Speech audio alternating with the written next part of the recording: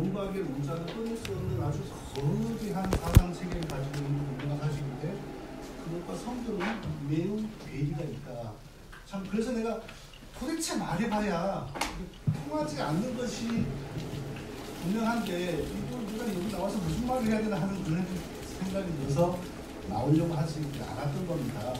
그랬는데 참 무슨 말을 해야 될지 좀 막합니다. 마치 그냥 큰 기차가 가는데 이거 뭐 꼬리를 잡는다고 잡을까? 이걸 뭐 앞에서 망성자고 설까? 이거 그런 느낌입니다. 그럼 이제 하나씩 한번 천천히 얘기해보죠. 아까 아담에게 그 하나님의 형상 속에 있었던 그 하나님 지식이 율법이라고 했잖아요. 그 부분 조금 더 한번 자세히 설명 좀 해주세요. 그거는 많은 여러 개혁신학자들이 특히 저는 17세기에 전공했기 때문에 받아들이고 있는 개념인데요. 예를 들면 제가 예를 한번 들어보겠습니다. 하나님이라고 하는 분은 그러니까 집에서 제가 우리 집 가장이거든요. 어떻게 보면 제가 집에 법을 정할 권한이 있잖아요. 제가 거짓말을 싫어해요. 굉장히 거짓말을 싫어해요. 근데 우리 애가 태어나서 얘가 거짓말을 예를 들면 이런 거요. 거짓말을 하면 미리 내가 알려주지 않더라도 혼을 내죠. 야, 너 거짓말하지 마. 그 순간에 어떤 의미냐면 얘한테 알려주기 전에 우리 집에는 제 성격에 따라서 법이 존재하고 있다는 얘기예요. 그래서 걔는 늦게 알게 되는 거죠. 근데 하나님도 마찬가지로 도덕적인 분이시고 주권을 가지고 계신 분이시기 때문에 당신의 성향에 따라서 세상 피조물에게는 법이 존재합니다. 그것은 아담이 이성적 피조물이기 때문에 그런 거예요. 천사도 마찬가지고. 됐습니다. 이제 알아듣겠습니다. 네. 그런데 그런 설명은 하나님의 인격을 닮아 창조된 아담 안에 있는 하나님의 형상이 어떤 그런 것으로 설명을 해야지 율법이라고 했을 때 Recording stopped. Recording in progress. 이 토론의 핵심하고는 거리가 멀어집니다. 자, 청교도 신학에서 율법은 뭐냐? 구원의 수단입니다. 구원의 기준입니다. 근데 아담이 구원의 기준 지금 질문하시는 겁니까? 아니면 대답하시는 겁니까? 저는 아직 질문 안 했는데. 아니 지금 말한 것의 내용에 대해서 제가 반박을 하는 거예요. 청교도 신학에서 말하는 율법의 핵심은 구원의 수단입니다. 아담이 그 구원의 수단을 충족시키지 못해가지고 구원을 받지 못했다고 그랬잖아요. 네. 그런데 나중에 그 구원의 수단이 어떻게 오냐? 신해산에서 율법이 기록된 십계명이라고 포킨스의 원약사상과 웨스트민스터의 그 행정학사상이 그대로 나오잖아요. 그러니까 이 지금 율법이 뭐냐라는 토론을 할 때 그 하나님 지식 뭐 이런 것을 하면은 성도들은 헷갈려요. 듣고 보니까 맞는 거 성도들은 안 헷갈려서 자꾸 일단 목사님이 알아들으시는 거죠. 그러니까 분명하게 율법이 뭐냐라고 말할 때 성교도 신학에서 그리고 일반적으로 우리가 이해할 때 구약의 모세를 통하여 주어진 그 계명을 율법이라고 우리가 정의를 하고 출발을 해야지 그 전에 뭐 자연 상태에서 창조 상태에서 아담이 하나님 지식 상태에서 이러면은 똥구름을 한참 잡고 다녀요. 그래서 목사님이 그 청교도 신학 문제를 진지하게 토론을 할 때 율법이 뭐냐?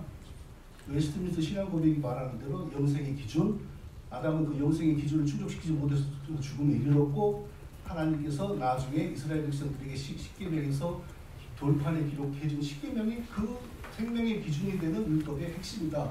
우리가 이것에 대해서는 이게 바로 청교도 신학이잖아요. 이렇게 합의를 봐야죠. 근데 이 합의에서 곤란하면 자꾸 넘어가. 율법 하나님의 말씀이지, 하나님 지식이지. 저는 목사님 진짜 안 곤란해요. 전혀 안 곤란한데 그것도 맞는 말씀이고 원래 율법의 출처 왜냐하면 행위 언약을 말씀을 하셨기 때문에 그 행위 언약이 원래 있었다라는 것을 제가 설명하다 보니까 행위 언약과 율법이 등치되는 건데 그렇다면은 행위 언약이 언제부터 있었느냐? 율법의 개념에서 온다는 것을 제가 설명을 해드린 겁니다. 그러니까 그게 모세가 받은 게 아니라는 게 아니고요. 네. 그 다른 맥락에서 제가 설명을 드린 거예요.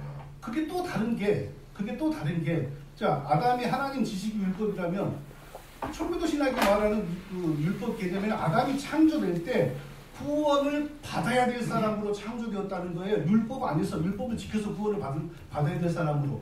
네. 그러면 목사님은 아담이 처음부터 완전한 구원이 없는 상태에서 그 하나님 지식인지 뭔지 그런 걸 해갖고 자기가 스스로 잘 지켜서 구원을 받았어야 된다고. 그럼요. 그렇게 그러니까 여기서 이렇게 차이가 나. 제가 물어볼게요. 그러면 제가 물어보겠습니다. 같은 이제 맥락이라서 제가 여쭤보겠습니다. 그러면 제가 그 목사님 글을 보니까 아담은 원래부터 영생을 가졌다 이렇게 말씀하시더라고요. 그렇죠. 그럼 제가 물어보겠습니다. 영생을 가진 사람이 죽을 수가 있나요? 그건 저기 괴변론자들이 묻는 질문이고, 그가 구원을 잃은 것은 부족해서 잃은 게 아니라 교만하고 그게 영생이 없었다라는 증거가 되지 않습니까? 아니에요. 그게 그쪽 사람들이 자꾸 어거지를 부리는 논리라고요. 그가 범죄하지 않고 언약을 파괴하지 않았으면 지금까지 살아있을 거라고요. 그걸 믿지 그러니까 않으면 목사님 제가 선자리가 없어요. 제가 말씀드리겠습니다. 말씀 잘하셨어요. 그가 언약을 파괴하지 않았다면 지금까지 살아있죠 당연히. 그건 청교도들도 받아들이고 저도 받아들이는 거예요. 그건 목사님과 제가 차이가 없습니다. 근데 뭐가 차이냐면 그걸 파괴하지 않았더라면 살아있다라는 말은 파괴했으면 죽었다는 얘기잖아요. 목사님 그걸 받아들이시잖아요. 그러면 그것이 완전히 영생이 확정된 상태가 아니라 유보적 상태라는 얘기를 하는 거잖아요. 아니에요. 그게 논리적으로 맞지 않아요. 그럼 왜 자꾸 그렇게 말하는 다른 랭귀지를 하고 있는 느낌이 들어서 그러니까 제 말이 그 말이에요. 정상 평양선을 가는 사람들이란 말이에요. 청교도 신앙하는 사람하고 우리는. 그래서 이런 만남을 가져서 내가 뭐 하냐고. 아니 그래서 우리가 거예요. 같은 한국말 쓰니까 제가 그건 사과드리겠습니다. 다른 랭귀지라고 제가 그거는 이제 그럼 그만하자 그러면 안 되니까 더 하셔야 되니까. 그냥 긴급 제의를 좀 하나 드릴게요. 네. 두 분이 이런 식으로 설정을 하시면 그렇죠. 듣는 사람들도 힘들고요. 맞아요. 그러니까 우리 정희총 변호사님이 너무나 하고 싶은 얘기가 많으신 것 같은데 자, 룰렛 듣게 있습니다. 이제 반박 재반박을 네. 이 정도까지 이제 주고받고 네, 네. 하는 걸 그냥 놔뒀습니다. 아, 네. 왜냐하면 그 주제 가지고 계속 왔다 갔다 해서 아, 예. 핑퐁. 네. 여기까지 하시고 네. 자, 이번에는 우리 김영남 네. 교수님 질문하겠습니다. 그 웨스트민스터 신앙 고백에 나오는 그 행위언약, 은혜 언약 교리가 잘못됐다고 하셨잖아요. 예. 그게 이제 개혁주의 신학이거든요. 저는 이제 합동측 소속 목사이기 때문에 그것을 신앙 고백으로 봤습니다. 그럼 이제 목사님은 전 세계 대다수의 장로교회가 받아들이고 있는 웨스트민스터 신앙 고백, 그것이 잘못됐다고 주장을 하시는 것이죠. 그 부분은 대다수가 아니죠. 왜 대다수입니까? 그쪽 사람들이 그런 거죠. 웨스트민스터 신앙 고백을 대다수의 장로교들이 그런 채택 안 웨스트민스터 합니까? 신앙 고백이니 그런 걸 배우지 않은 대다수의 평신도들과 일반 사람들은 그게 그런 사상을 배운 적도 없고 들은 적도 없어요. 그 신앙을 공부하는 사람들의 묘한 올감이에요. 그게. 자, 그러면 제가 그 대다수를 지금 물어보는 게 아니라 대다수를 다 조사해 보신 것도 아니잖아요. 그러니까 지금 우리는 나도 웨스트민스터 그거 제가 믿는다고 말씀드릴게요. 선서했어요. 그거. 하지만 그러니까. 그걸 알았으면 제가 선서 안 하죠. 자, 지금 웨스트민스터에서 지금 저 얘기를 하고 있으니까 개인적인 오해하지 마시고 지금 저 서로 주고받고 가는 게 좋은 거예요. 예. 이상하게 제가 생각하지 좀 계속하세요. 말씀드리겠습니다.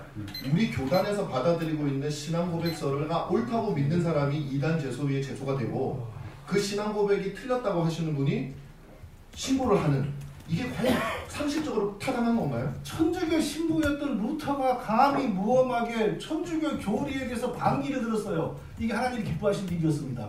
오늘날 교회 안에 100% 모든 것이 성경에 합당하다고 누가 장담합니까? 개혁된 교회는 계속해서 개혁되어야 합니다. 뭐의 기준에서? 성경의 기준에서. 이 논쟁을 하는 거예요. 근데 지금 그런 말은 대단히 유치한 거예요. 우리가 다 이것은 믿기로 했는데 왜 그러냐? 이거 아니에요. 그러면 루터에 가서 물어보세요. 당신 신부될 때 교황에게 충성한다고 서약해놓고 왜 나중에 반기를 들었냐? 그러니까 그거는 양심의 자유이기 때문에 목사님이 그렇게 주장하신다고 그러면 그거는 하나님이 판단하실 문제예요. 괜찮아요. 이대위에 내가 아직 행위 예. 문제로 제가 뭘 제소했다 그러는데 아직 한 적도 없고. 아니요. 근데 이대위가 능동순종으로. 능동순종 왜 제가 했다고 꼭 그 생각을 하세요? 아니 그러니까 합동에 알겠습니다. 적분이 없습니까 사람이? 모르겠습니다. 그거 제소 문제는 이제 근거가 없는 불확실한 거기 때문에 네, 논의하지 아니라는 마시고. 말씀이세요? 제소한 나는 그게 관련이 찬성하고 없습니까? 지지하는 사람인 건 분명하지만 관련 없으세요? 근거가 불확실한 것은 이제 넘어가시고. 분명하지만 제가 물어보고. 자, 제 한 사람이 그걸 주장한다고 해서 노예가 움직일 수 있나요? 아니, 자, 그러니까 이번에는 그걸 생각을 해야지. 물어보는 거예요. 몰라서. 네네 오케이. 몰라서. 질문은 저 거기까지 끝내고요. 자 이번에는 정 목사님 질문하시기 바랍니다. 그럼 또 하나의 질문하죠. 네. 하여튼 조금 전에 얘기한 것은 우리가 뭐 태어났을 때부터 자동적으로 다 믿었던 거라 할지라도 성경에 근거하여 자꾸 개혁하고 고치려고 하는 자세는 필요한 것이고, 예전에 뭘 결정했는데 그걸 왜 지금 의문을 제기하냐 이런 것은 안 좋은 자세인 것 같아요. 두 번째 질문입니다. 자, 우리 김 교수님. 네. 핵심 준비론의 핵심은 율법, 그리스도의 복음과, 물론 그리스도의 복음 율법을 딱 찢지 않는다는 건 나도 알아요. 그런데 율법을 통하여 죄를 깨닫고 이게 핵심 아닙니까? 네, 맞습니다. 자 그러면은 기독교 역사 속에서 율법을 통하여 죄를 깨닫고 그리스도를 믿어 구원받은 사람 한 명만 대보세요. 네, 그 답변해 주시고요. 네. 한 명만 일단 저이고요. 율법을 제가 깨달으시던가요? 율법을 좀 깨달으시죠. 율법이 그걸 깨달으라고 있는 겁니까? 네, 그럼 일단 답변하겠습니까? 제 질문 하세요. 제가 이거 청교도들 다 불신자 상태에서 율법을 들으니까 제가 깨달으시더라고요. 불신자 상태라는 정의를 목사님하고 청교도들하고 다른 거예요. 그러니까 불신자라는 거는 교회 안에도 불신자가 있을 수 있어요. 그러니까 아직 구원받지 못하고 하나님을 알지 못한 상태에서 율법을 들으니까 그렇죠. 아 내가 하나님께 예. 반역한 죄인이구나 예. 이런 깨달으시더라고요. 내가 죄인이라는 걸 깨닫는 거예요. 하나님께 반역한 것도 반역한 거지만 내가 죄인이고 내가 율법의 기준에 의하면 그 하나님의 심판을 받을 수밖에 없는 자라는 것을 깨닫는 거죠. 목사님이 그랬다고 이제 하시니까 네네. 과연 목사님의 그런 인식의 상태가 그럼 루터도 그렇고요. 하나님 보시기에 얼마나 정확한지는 아무도 모르는 거고 그러면 신약의 사도들은 예. 왜 율법을 먼저 또는 율법과 그리스도의 십자가의 복음을 동시에 선포하지 않았을까요? 신약의 사도들이 동시에 선포했죠. 어디에서? 자, 제가 이 말씀을 드릴게요. 어디에서? 율법을 선포한다라는 개념을 목사님께서 지금 청교도들을 통해서 이렇게 들으시는 것 같아요. 어떤 율법이라고 하는 어떤 특정한 것들, 그 율법이라는 걸 확장하면 뭐냐가 되냐면 우리 죄를 깨닫게 하는 겁니다. 그러니까 율법을 선포한다라는 개념을 10계명, 1계명, 2계명 그렇게 생각하지 마시고 우리가 하나님의 기준에 의하면 죄인 된다라는 것을 깨닫게 하는 역사가 필요하다는 거예요. 예를 들면 사도행전에 나오는 아까 말씀 인용을 잘 하셨어요. 그런 예를 들면 베드로의 설교라든지 그 스데반의 설교도 마찬가지. 너희들이 죄인이라는 걸 알려줬죠. 너희들이 그리스도를 십자가에 못 박았어. 그것도 일종의 율법이죠. 하나님의 법을 어긴 거죠. 그게 지금 또 예, 그 말이에요. 평소에는 줄곧 율법이란 하나님의 저주, 진노 뭐 이런 것을 강조하다가 지금 이렇게 물으면 또 옆으로 이렇게 변한단 말이에요. 그 청교도들이 원래 말하는 게 목사님이 제가 볼 땐 잘못 이해하신 거예요. 청교도들이 말하고 싶은 것은 그러면 복음 전한다 그러지 왜 율법을 선포한다 그럽니까? 그 죄를 깨닫는 게 율법이 하는 거라니까요. 아니 그러면 하나님의 말씀 전한다 그래야죠. 말씀 전하고 율법도 그 말씀이잖아요. 자 우리가 분명히 말했잖아요. 제가 우리가 율법이라고 이해할 때는 영생의 수단이 되고 십계명은 시내산에서 돌판으로 기록되어 오고 이것을 핵심으로 하는 건데 지금 또 이렇게 나오면은 제가 누가 그런 율법을 들어서 죄인됨을 깨닫고 그리스도를 믿었습니까? 그러니 꼭 저렇게 나와요. 아 이거 뭐 전체적으로 하나님의 말씀이라는 식으로 또 이렇게 바꿔. 제가 그 부분은 이제 거기까지 얘기하시고 이제 한 말씀만 더 질문하시죠. 요거에 대해서 한 말씀. 네네, 한 말 하시죠. 저는 목사님께서 청교도들의 율법과 복음 관계에 관련된 책을 조금 보셨으면 이 질문 안 하실 것 같아요. 그걸 모르는 상태에서 청교도들이 율법을 뭘로 말하느냐를 모르는 상태에서 목사님이 그냥 율법은 이걸 거야. 자 그러면 지금 빨리 청교도들이 말하는 네. 율법이 뭐다 한번 정리해. 제가 말씀드렸잖아요. 우리의 죄악을 율법이라는 건 하나님의 명령이죠. 그게 뭐든지 간에 예를 들면 우리가 하나님의 반역을 하는 거. 예를 들면 나는 다른 신을 섬기지 말라 1계명 속에 유대인들이 그리스도를 버린 거 그런 것들도 다 하나님의 율법을 어긴 거죠. 그게 바로 복음 선포예요. 그게 지금 저하고 그래서 같은 말을 하는 거예요. 복음 선포한다 그러지 왜 율법을 선포하고 하나님의 그러니까 저주와 청교도들은 율법을 그렇게 이해를 했잖아요. 그러니까 그게 잘못된 거죠. 성경이 말을 그게 그 지금 기준이 말씀하시는 게 목사님이신가요? 잘못됐다 안 되는 그러니까 말씀하시는 게 그거라면 신약의 사도들은 그것을 율법 선포한다고 안 그랬어요. 신약의 사도들이 우리의 기준이지. 복음 선포한다 그랬어요. 지금부터 율법 선포한다 그러지 말고. 그건 우리 마음이니까. 네. 아니 거기까지 얘기하시고 사람들은 용어 때문에 사람들은 용어 네. 때문에 혼란에 빠진다고요. 네, 율법 충분히 선포라 그러지 그 말고. 부분에 대해서 이제 이해가 된 것 네, 같고 넘어가겠습니다. 자 질문하시기 바랍니다. 제 차례 아닌가요? 제 차례. 아니 이쪽 질문해가지고 지금 답답한 아니 저는 질문한 적 없어요. 네, 여기 질문 질문하세요. 제가 다 기억하고 있어요. 질문하세요. 본인들은 잘 몰라요. 이게 제가 알고 있으니까 질문하시기 바랍니다. 제가 질문할까요? 네네. 예. 이건 좀 큰 질문이긴 한데 목사님이 생각하실 때 이것도 뭐 지금 말씀을 들으니까 목사님이 이제 그거 상관없다고 이렇게 주장을 하시니까 할 말씀은 없는데 만약에 목사님이 상관이 있으시다면 능동적 순종도 그랬고 이 회심 준비 교리에 지금 당사자가 와 계시잖아요. 회심 준비 교리에 대해서 제가 아까 목사님 말씀을 들어보니까 이래요. 행위 언약도 이제 좀 더 물어보겠지만 너무 비슷하고 아니요, 저 그거 비슷하지는 않았어요. 아니 질문할 네, 제가 질문하니까 비슷하다고 똑같다고 안 했으니까 설명하시면 됩니다. 그렇게 우리가 하나님의 법을 어겨서 그다음 또 목사님 말씀하시는 것 중에 율법을 통해서 죄를 깨닫는 것이 필요하다는 얘기도 있어요. 제가 그 증거를 드릴 수 있습니다. 자, 그렇다면은 준비론하고 굉장히 맥락이 비슷해요, 사실은. 근데 또 딴 데서는 아니라 그랬으니까 제가 이게 헷갈리긴 하는데 분명히 그런 말씀을 하세요. 그런데 그게 이단이 될 만큼 목사님이 제소했다는 게 아니고 목사님이 생각하시기에 이런 교리를 주장하는 게 이단으로 제소가 되는 게 옳다고 생각하세요? 그렇지 않다고 생각하세요? 예스. 옳다고 생각하세요. 그게 이단이라고요? 예. 자, 답 루터도 이단이고 잠깐만요. 네, 말씀하세요. 적어도 능동순종에 관해서는 분명히 이단 사상입니다. 왜 그러냐면요. 자, 능동순종의 핵심이 무엇입니까? 물론 수동과 능동이 하나라고 강조를 하죠. 그런데 분명히 수동, 십자가의 피로는 우리를 지옥에서 건져냈을 뿐이고 우리를 천국 영생에 들어가게 만들기 위해서는 더 적극적인 의로움이 필요하다. 그건 어디서 왔느냐? 그리스도가 모세의 율법을 완벽하게 순종함으로 얻으신 의가 우리에게 와서 우리를 천국으로 데려간다 그러잖아요. 자, 이것은 뒤집어서 말하는 거예요. 온리 십자가를 외치는 기독교 사도들의 가르침과는 완전히 다른 겁니다. 물론 말로 두 개는 찢 나누어질 수 없어 라고 말을 하죠. 그러나 분명히 외국의 청교도들은 또 그렇게까지 말을 안 했는데 왜 한국의 청교도들은 그런지 모르겠어요. 아마 그 웨스트민스터의 그 이상한 총대들, 뭐 가테이커니 뭐 이런 사람들이 거기서 뭘 주장했냐면은 나는 십자가는 우리를 지옥에서 건져내기만 하는 것으로 알고 있고 우리를 천국 가게 만드는 것은 그리스도의 능동순종의 공로이다. 여기서부터 이 주장이 나왔어요. 이단들이죠. 아니 신약 성경 어디에 십자가는 우리를 지옥에서 건져내기만 하고 우리를 천국 가게 만드는 게 그리스도의 율법 준수의 공로라는 가르침 어디가 있어요? 자, 계속 할 거죠? 조금만. 네, 아직 5분까지니까 지금 네, 이건 중요한 거 좀 하고 얘기 더 하죠. 이거 구원론에 대해서 사도들의 가르침과 다른 것은 여지없이 이단 사상입니다.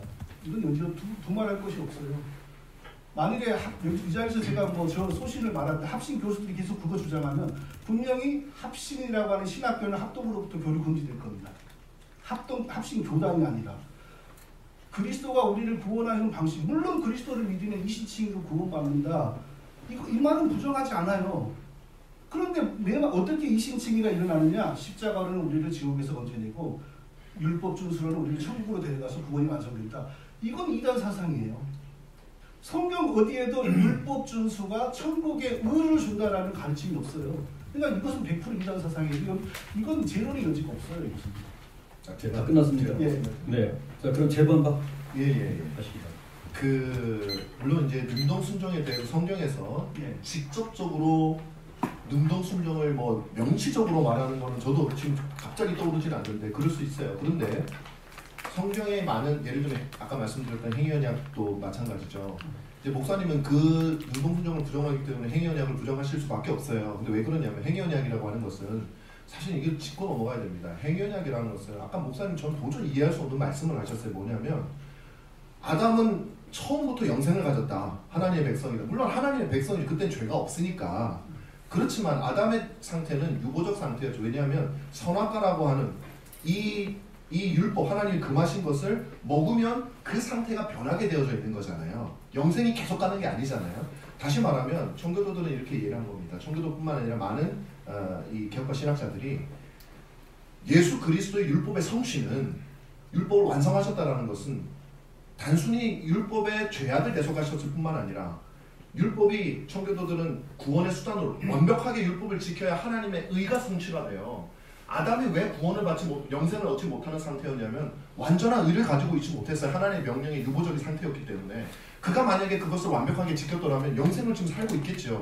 다시 말하면 우리가 구원을 받는 데는 죄 사함이 중요한 게 아니라 율법의 성취가 중요한 겁니다. 근데 그 율법의 성취는 인간으로서는 아담도 실패했고 그 이후에 모든 인간도 할 수 없는 거예요. 죄가 있기 때문에. 그럼 그걸 누가 하시는 그 행위언약은 지금도 지속돼요. 제가 말씀드렸죠. 행위언약은 하나님의 본성에 따라서 지금도 유지가 되고 있는 거라고. 우리가 못 지키기 때문에 행위언약에 따라서 우리는 지옥에 가는 거예요. 자, 그런 상황에서 볼 때 그 행위언약을 성취해야 하나님 앞에 의가 세워지는데 우리는 불가능해요.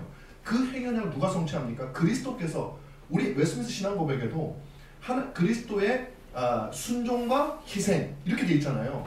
그리고 뭐 사보이는 싫어하시지만 사보이는 그걸 더 적극적으로 표현을 해가지고 회중파에서는 능동적 순종과 수동적 순종으로 표현이 되어 있는 것이고 다시 말하면 죄 사함과 율법의 완전한 성취 그리스도께서 나는 율법의 1.1획도 폐기하지 않는다. 그건 당신께서 성취하신다라는 의미예요. 율법의 성취가 단지 율법의 형벌을 받는 거다. 그것은 성경에서 명시적으로 그것이 나와 있을지 않을지는 몰라도 성경 전체에서 흐르는 개념과는 전혀 다른 개념이기 때문에 우리 신앙의 수많은 사람들이 그렇게 주장. 하나만 더 제가 여쭤보겠습니다. 동시에. 자, 질문하는 겁니까? 예, 뭐 질문 일단 하고 여기 바로 그래서 요거과 관련돼서 같이 질문을 같이 네, 질문하시요. 그러면 이렇게 한번 생각해 보시죠.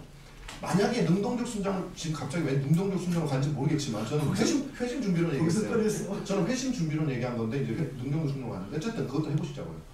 능동적 순종이 만약에 이단적인 사상이라면 제가 한번 주장해 볼게요. 물어봅니다.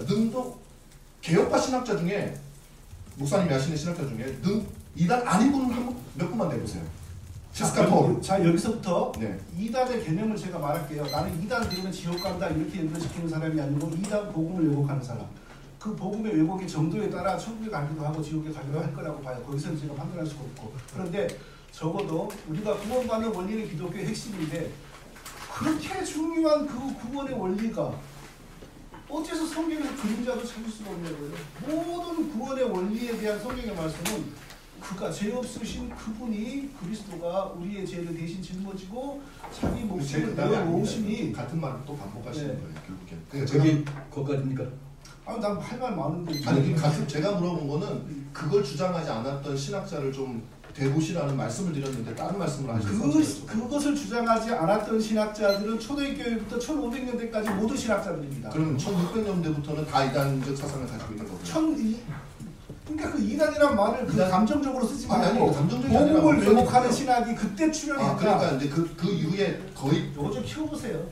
아니 잘 들려요. 마이크를 가까이 입에 대고. 거의 대다수의 개혁파 신학자들은 복음을 왜곡하는 주장을 했다 이 말씀이신 거죠? 거의 대다수인지 99%인지 모르겠습니다만 대한민국의 평신도 99.9%는 그렇게 안 믿어요. 그들이 지옥 갑니까?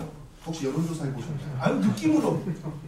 저 느낌으로는 99.9%가 교회 가가지고 주일학생들한테 얘야 예수님이 율법 지켜가지고 우리를 그건 그들이 무지한 거죠. 아직 못 배운 거죠. 자, 그 부분은 그렇게 끝내고요. 자, 이제 질문하시기 바랍니다. 저 회심준비론에서 아까 뭐 이렇게 율법을 선포하는 또 율법이 지금 다르게 또 이렇게 주장을 하시니까 어찌됐건 구원받기 전에 사람이 자기 죄를 깨닫고 또 구원의 은혜는 아니지만 하나님의 또 다른 은혜가 임하여서 모양이 다른 은혜가 임하여서 구원을 사모하고 그리스도의 필요성을 절감하고 달려간다 그랬잖아요. 그 회심준비론의 중요한 본질 아닙니까? 자, 그 상태를 만드는 하나님의 역사와 천주교에서 말하는 초기 복음의 은총과 웨슬리안들이 말하는 선의 은총은 어떤 차이가 있습니까? 사실 그거 제가 여쭤보려고 했는데 내가 봤을 때는 차이가 없어요. 그건 잘못 보신 거죠. 네, 답변하시기 바랍니다. 차이가 많죠. 예를 들면 웨슬리안의 선의 은총은요 모든 사람들에게 주어지는 거예요. 그리고 그 은총을 가지고 자기가 자기 의지에 따라서 복음을 거부할 수도 있고 거부할 수 있지 않을 수 있는 능력이 그 사람에게 생기는 겁니다. 그런데 개혁파에서 말하는 선의 은총은 제가 설명을 했는데 뭐 제가 정확하게 전달을 못했든지 목사님이 이해를 못하시는지 모르겠지만 하나님께서 그 택자에게 물론 모든 유기자에게도 그 비슷한 효과가 주어지기는 하지만 택자에게 주어지는 이 아까 말했던 제 restraining grace죠. restraining grace는 비록 그 현상에 있어서는 유기자와 같은 모습을 나타내지만 그것은 필연적으로 그가 이 특별은혜로 연결되어지도록 하나님이 인도하시는 역할을 하는 거죠. 우리 의지로 그것을 거부하고 말고 하는 그런 게 전혀 아니에요. 그게 웨슬리안의 알미니안주의의 선의 은총입니다. 그리고 근데 제가 듣기에는 예. 자, 선의 은총이나 천국의 도움의 은총이나 이렇게 임했을 때 결국에는 그 중에 불택자는 예수 그리스도를 선택하지 않고 택자는 선택하게 된다. 뭐 다 그 소리가 그 소리예요. 근데 그 소리가 그 소리가 아니라고 제가 말씀을 드렸는데 그렇게 하시면 제가 할 말은 없는데 무슨 그 아주 고상한 사변적인 이론 체계를 가지고 그게 다르다 그러는데 제가 머리가 아주 나쁜 사람도 아니고 보통은 되는데 무슨 때 그게 그건데 천주교의 구원론이나 영적 각성은 자 저도 봤어요. 그 영적 각성은 모든 사람에게 다 주어진다 그랬어요. 모든 사람에게 그 중에 영적 각성이 모든 사람에게 주어진다면 네. 어느 천주교에서 그렇게 얘기해요?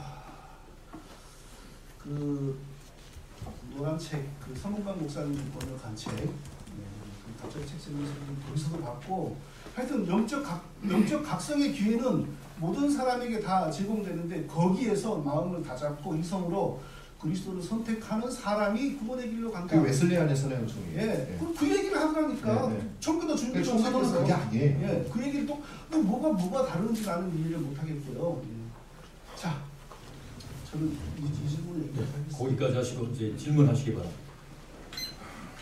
아니 제가 뭐 답변하다 보니까 잠깐만요. 아 그리고 아까 그 말씀을 하실 때 루터는 그때 상황이기 때문에 그렇고 세례요한은 그때 상황이기 때문에 그렇고 예. 모두가 그때 상황이기 때문에 다르고 우리는 우리 상황이기 때문에 다르고 성경을 우리가 볼 이유가 뭐가 있는지 좀 설명해 주시겠어요? 왜냐하면 성경을 말씀을 하시면서 그 사람들은 그 상황이기 때문에 그게 적용됐다. 소위 말하면 준비론이 적용됐다. 성경 시대 율법을 아는 사람이니까 그렇게 말씀을 하시죠. 아니 아니 질문 완벽하게 하시고 네, 제가 그렇게 네. 말씀을 드린 거예요. 그래서 그게 그 주장 그 말씀에 따르면은 그 상황에 따라 성경의 원리가 그 상황에 따라서 적용이 안 될 수 있다라는 말씀인데 제가 믿기로는 오케이 됐어요. 질문 안 들었습니다. 그럼 답변해도 되겠습니까? 아니 제가 믿기로는 성경의 원리가 어느 시대든지 적용이 될 수 있다는 거죠. 다시 말하면 율법 시대에 살았기 때문에 율법을 잘 알았기 때문에 그 율법이 적용되는 게 아니라 지금 이 시대도 우리가 비록 이교 문화에 살고 있지만 성도들에게 복음을 증거하는 가운데 예수님에 대해서 알려주고 혹은 하나님에 대해서 알려주고 인간에 대해서 알려줘서 그들로 하여금 하나님 앞에 자기가 죄인이라는 깨닫게 하는 것은 구약이나 루터 때나 청교도 때나 지금이나 동일하다는 것이죠. 그게 시대에 따라서 달라질 수 있는 것이 아니라고 저는 생각하는데 네. 한번 다시 설명해 주시죠. 지금 우리 대한민국의 서울, 북한, 모스크바, 베이징 이 상황에서 우리가 복음을 전도할 때는 성경의 역사 속에 누구를 우리의 최고의 원리로 삼아야 되느냐? 이방인 선교를 했던 신약의 사도들의 복음 전도의 원리를 따라야 된다 이겁니다. 왜? 그들과 우리는 다 백그라운드가 무신론 다 종교잖아요. 그런데 자 세례 요한 예를 들자면 세례 요한이 회심준비론자였다. 세례 요한의 청중들은 이미 하나님의 언약 백성으로서 하나님의 언약 주로 언약 백성의 원리 율법을 준수하고 살겠다고 하나님과 언약 맺은 사람들이에요. 근데 왜 너희들은 하나님과 언약 맺었으면서 안 지켜? 진노를 선포한 거죠. 그게 우리 대한민국의 지금 시민들에게 적용돼서는 안 되는 거죠. 하나님의 한자도 모르는데 뭐 너희들 왜 율법을 안 지키고 범죄했어? 그러면은 시민들이 잘 논다. 예수쟁이들 잘 논다. 피했죠. 제가 말씀 그 얘기하는 거예요. 제가 말씀드렸죠. 끝났습니까? 네. 이 여기에 대해서 반박하시고요. 이제 그 말씀은 이제 목사님이 아까 제가 말했던 전형적인 과장하는 그걸 또 제가 들어가는 것 같은데 어느 정도도 율법을 모르는 사람한테 아무것도 모르는 이방인한테 무조건 율법을 선포하라고 말하는 청교도는 없어요. 청교도들이 율법을 전한다는 말의 의미는 그로 하여금 길거리 나가서 그렇게 하라는 의미가 아니라 교회 안에 들어온 자 그리고 하나님을 가르치는 자들 가운데 교회 안에 앉아있다고 모두가 다 열심한 사람이 아니잖아요. 우리도 보세요. 사업 망해가지고 사업 잘 되기 위해서 온 사람들 얼마나 많습니까? 근데 그 사람들이 신앙생활 잘한다고요. 어떻게 겉으로 보기에는 그런 사람들에게 교회에서 계속 있으면서 하나님에 대해서 알려주고 거룩하심에 대해서 알려주고 율법에 대해서 알려줘서 그런 사람들이 율법을 깨닫고 회심케 하는 거지. 그러니까 제 말이 네. 지금 뭐 거룩히 하게는 말씀을 전하고 뭐 이렇게 말했잖아요. 그러니까 앞으로 복음 전한다 그러세요. 그럼 문제는 없어. 왜 계속 율법을 전한다 그런 걸 주장하다고도 이렇게 따지면은 갑자기 또 달라져 톤이. 자, 지금 저는 대한민국의 교인들은 대한민국에서 교회 나오는 사람들은 하나님에 대한 기본 지식은 단지 하나님이라는 세 글자뿐이고 아무것도 모르는 상태에서 나오는 사람들이에요. 그러면 그런 사람들을 접했을 때 신약의 사도들이 무엇을 했냐고요. 신약의 사도들이 하는 대로 따라하면 돼요. 우리가. 그거 복음 전하자고요. 복음 전하는 과정에서 필요하다면 그리스도가 십자가에서 죽으신 일은 이런 일을 합니다라고 율법을 얘기해 줄 수도 있는 것이지.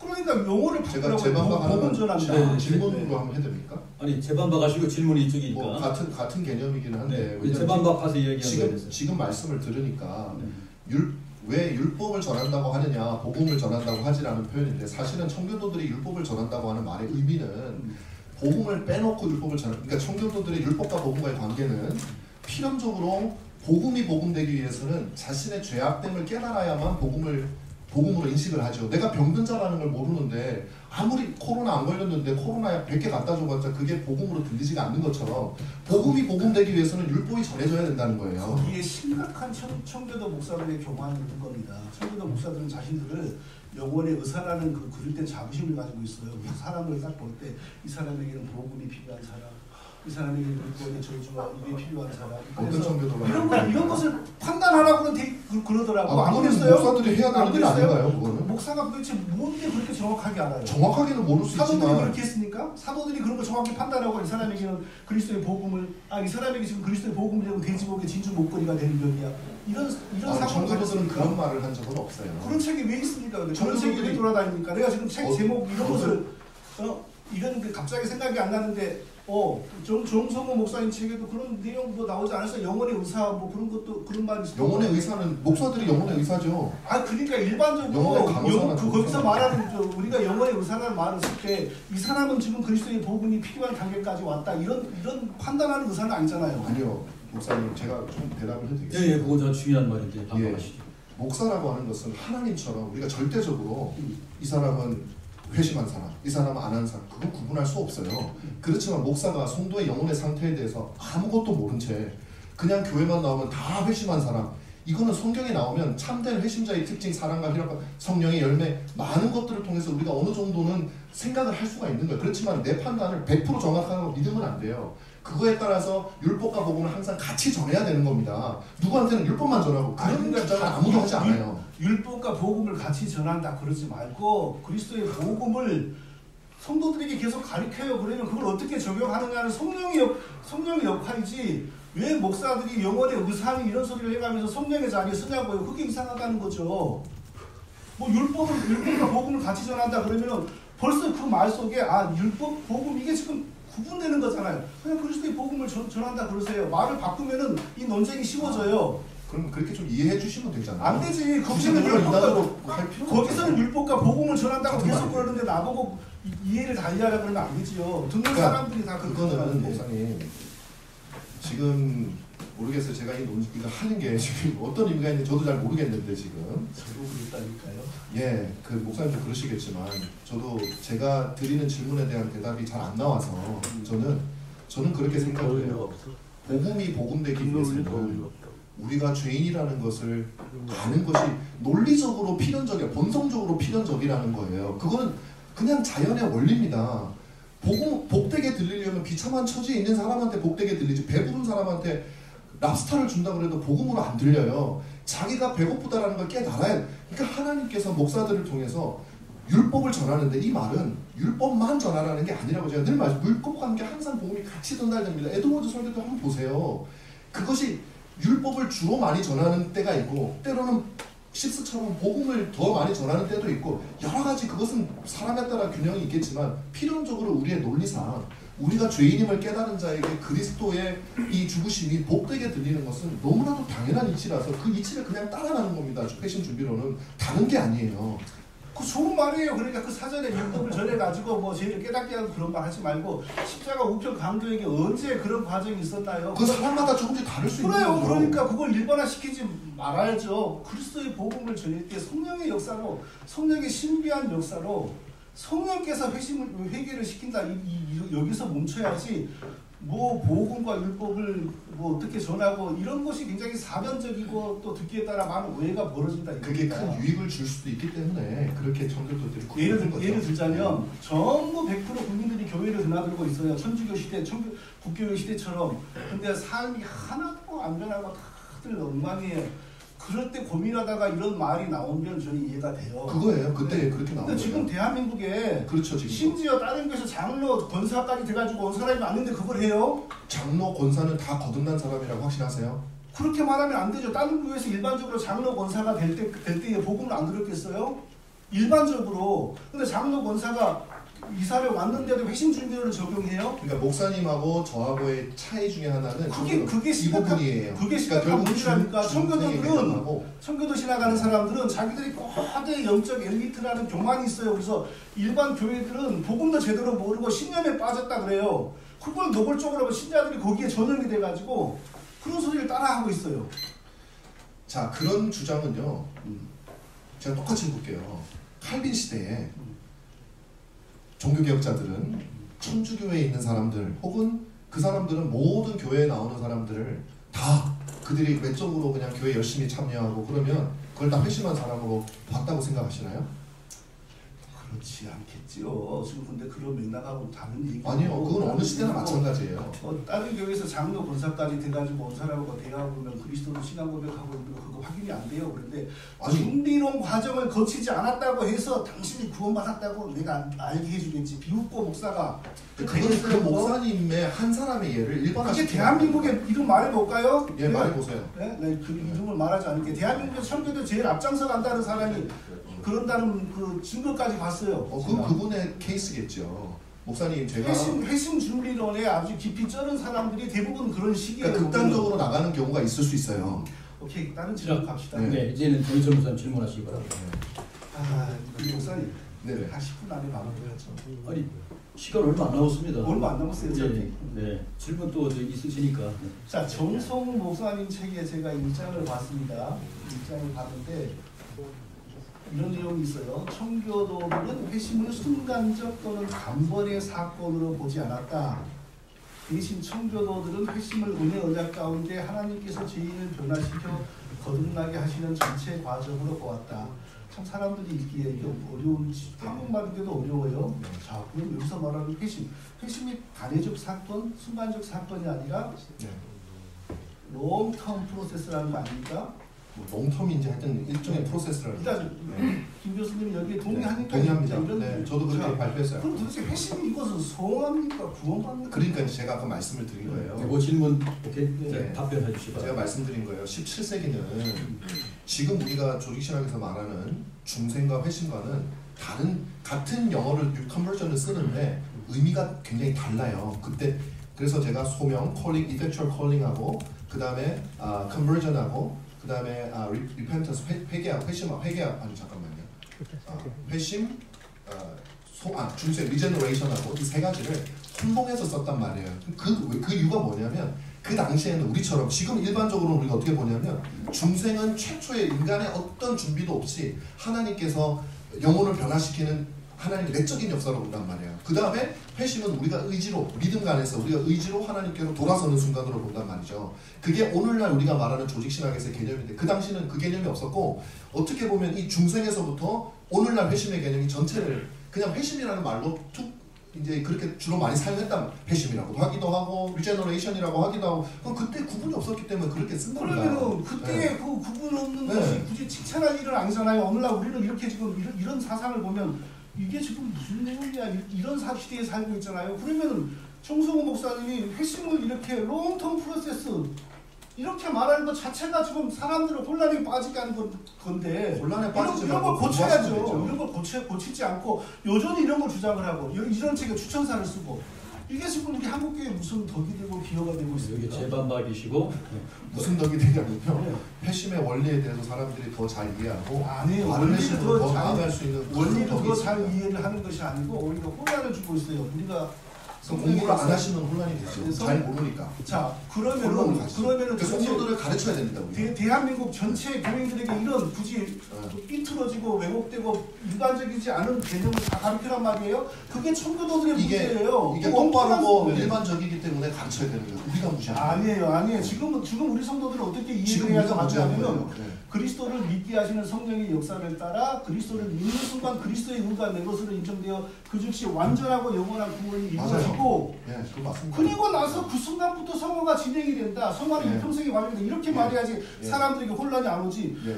회심은 그러니까 보세요, 목사님. 거듭나게 하는 전체 과정. 아니, 근데 목사님. 청교도는 이상한 사명이지 이런 아니 게. 사면이 아니라 우리가 일반적으로 생각해 보세요. 어떤 사람이 갑자기 진공 상태에서 믿나요? 믿음이?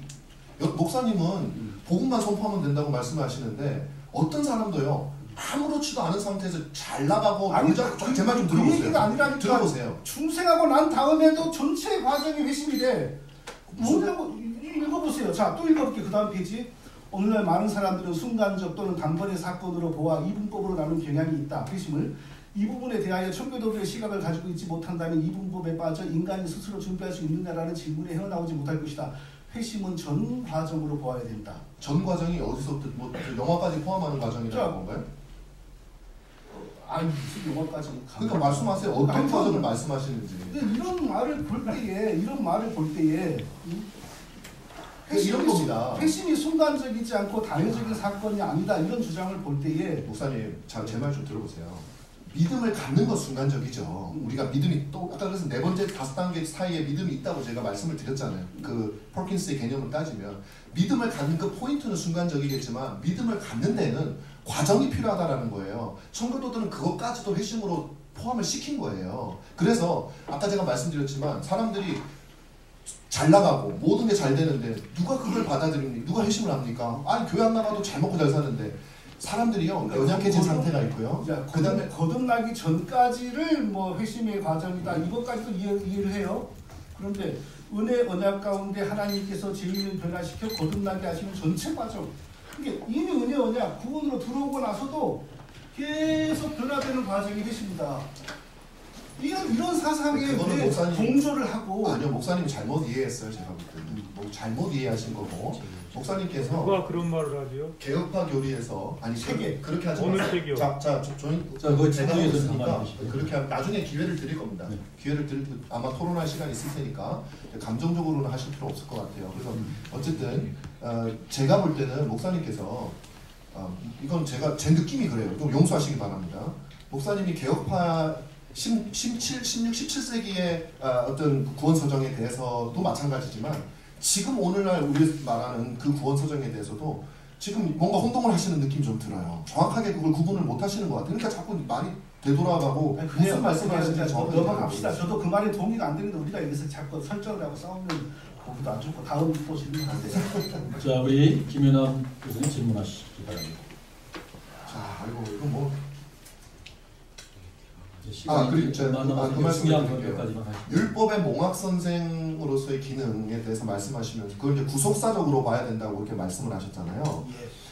근데 이제 사실은 우리 이제 위대한 신앙의 선배, 제가 위대한 신앙의 선배를 왜 제가 얘기를 하냐면 개혁파 신앙의 선배를 왜 얘기하냐면 저희 둘 다 성경을 보고서 그렇게 주장을 하면 결국 심판이 없잖아요. 그래서 우리뿐만 아니라 이런 사람도 이런 주장을 했기 때문에 그 주장에 어느 정도 권위를 더 싣기 위해서 그러는 겁니다. 자, 말씀을 드리면 몽학 선생을 구속사적으로만 봐야 되는가? 제가 알기로 많은 대부분의 또 개혁파 신학자들이 몽학 선생을 한 사람의 영혼이 회심하는 과정 속에서 우리를 율법을 깨닫게 하는 기능으로 본 사람들이 대부분이거든요. 근데 지금 목사님께서 항상 말씀하시는 게 대부분의 성도를 말씀하세요. 저는 반대로 얘기해요. 대부분의 개혁신학자와 반대되는 견해를 가지고 계세요. 성도가 중요한 게 아니라 개혁신학자들이 그래도 더 중요하잖아요. 성도보다는. 자, 물어보겠습니다. 그 목사님의 주장을 한 신학자나 그런 분이 누가 계신지 한번 말씀해 주십시오. 제가 한 번만 저는 예를 들어 드릴게요. 물어보시면. 저는 그 청교도들의 신학의 모든 근거가 보면 신학자들입니다.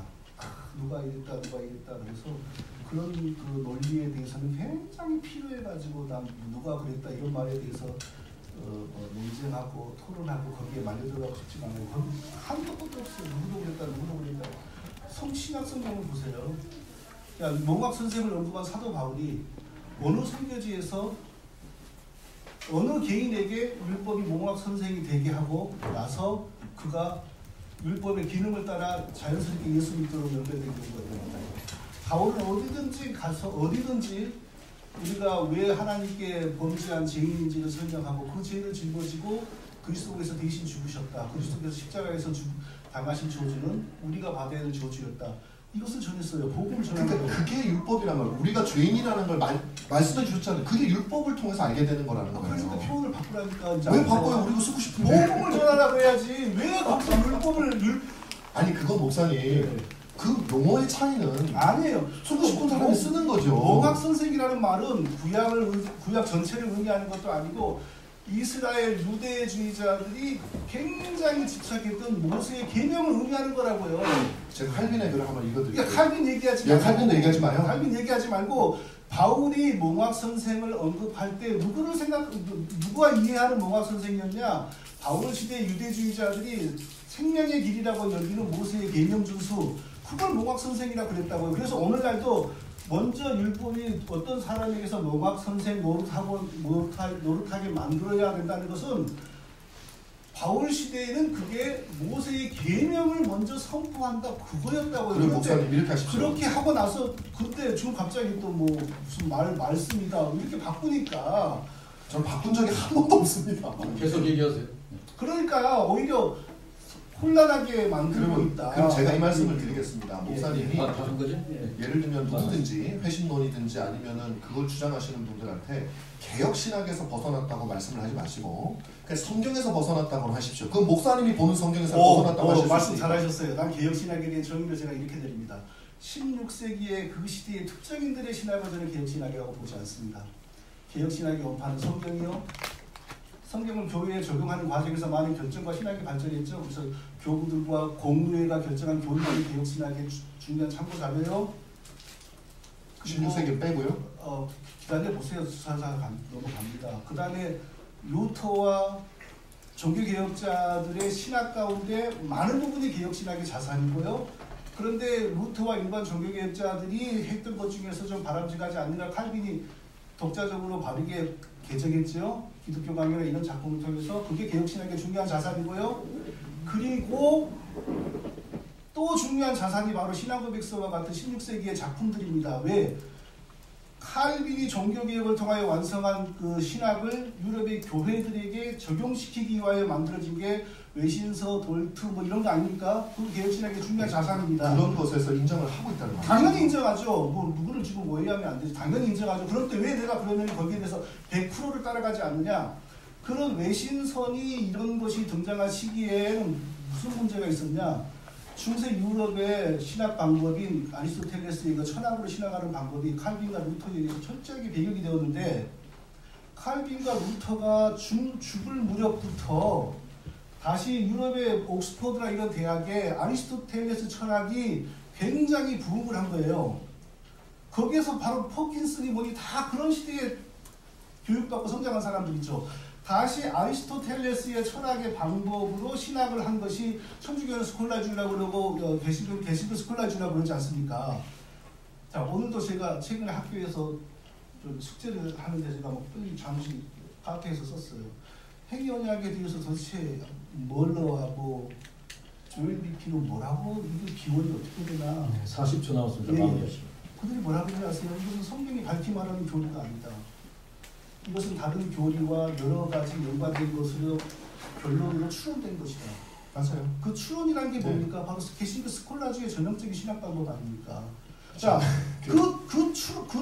그런 영양가에 탄생한 요소들이 있어요. 그건 빼고, 그건 빼고. 개신교 스콜라주의를 모르셔서 하시는 말씀. 아니 모르긴 뭘 몰라요. 다 그거 어느 정도. 자, 하나 물어볼게요. 예. 그러면 그 칼빈은 방법론으로 아리스토텔레스 철학을 전혀 쓰지 않았습니까? 전혀 안 썼단 말은 안 합니다. 그럼 뭐 어떻다는 근데 말이에요? 전반적으로 칼빈은 계시와 성경과 성령에 우존하는 신학을 주장했지 그 뭐 연역 추론 이런 방법으로 어떤 중요한 신학을 세우지 않았습니다.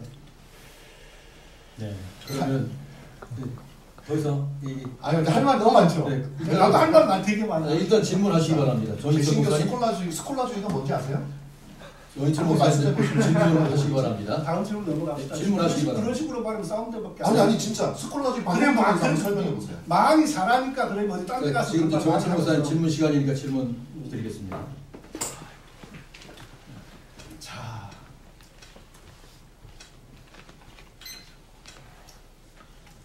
핵심준비론이 칼빈의 율법의 제3용도에 의하여 정당화된다는 말씀을 하신 적이 있나요? 아니요. 3용도가 아니라 1용도죠.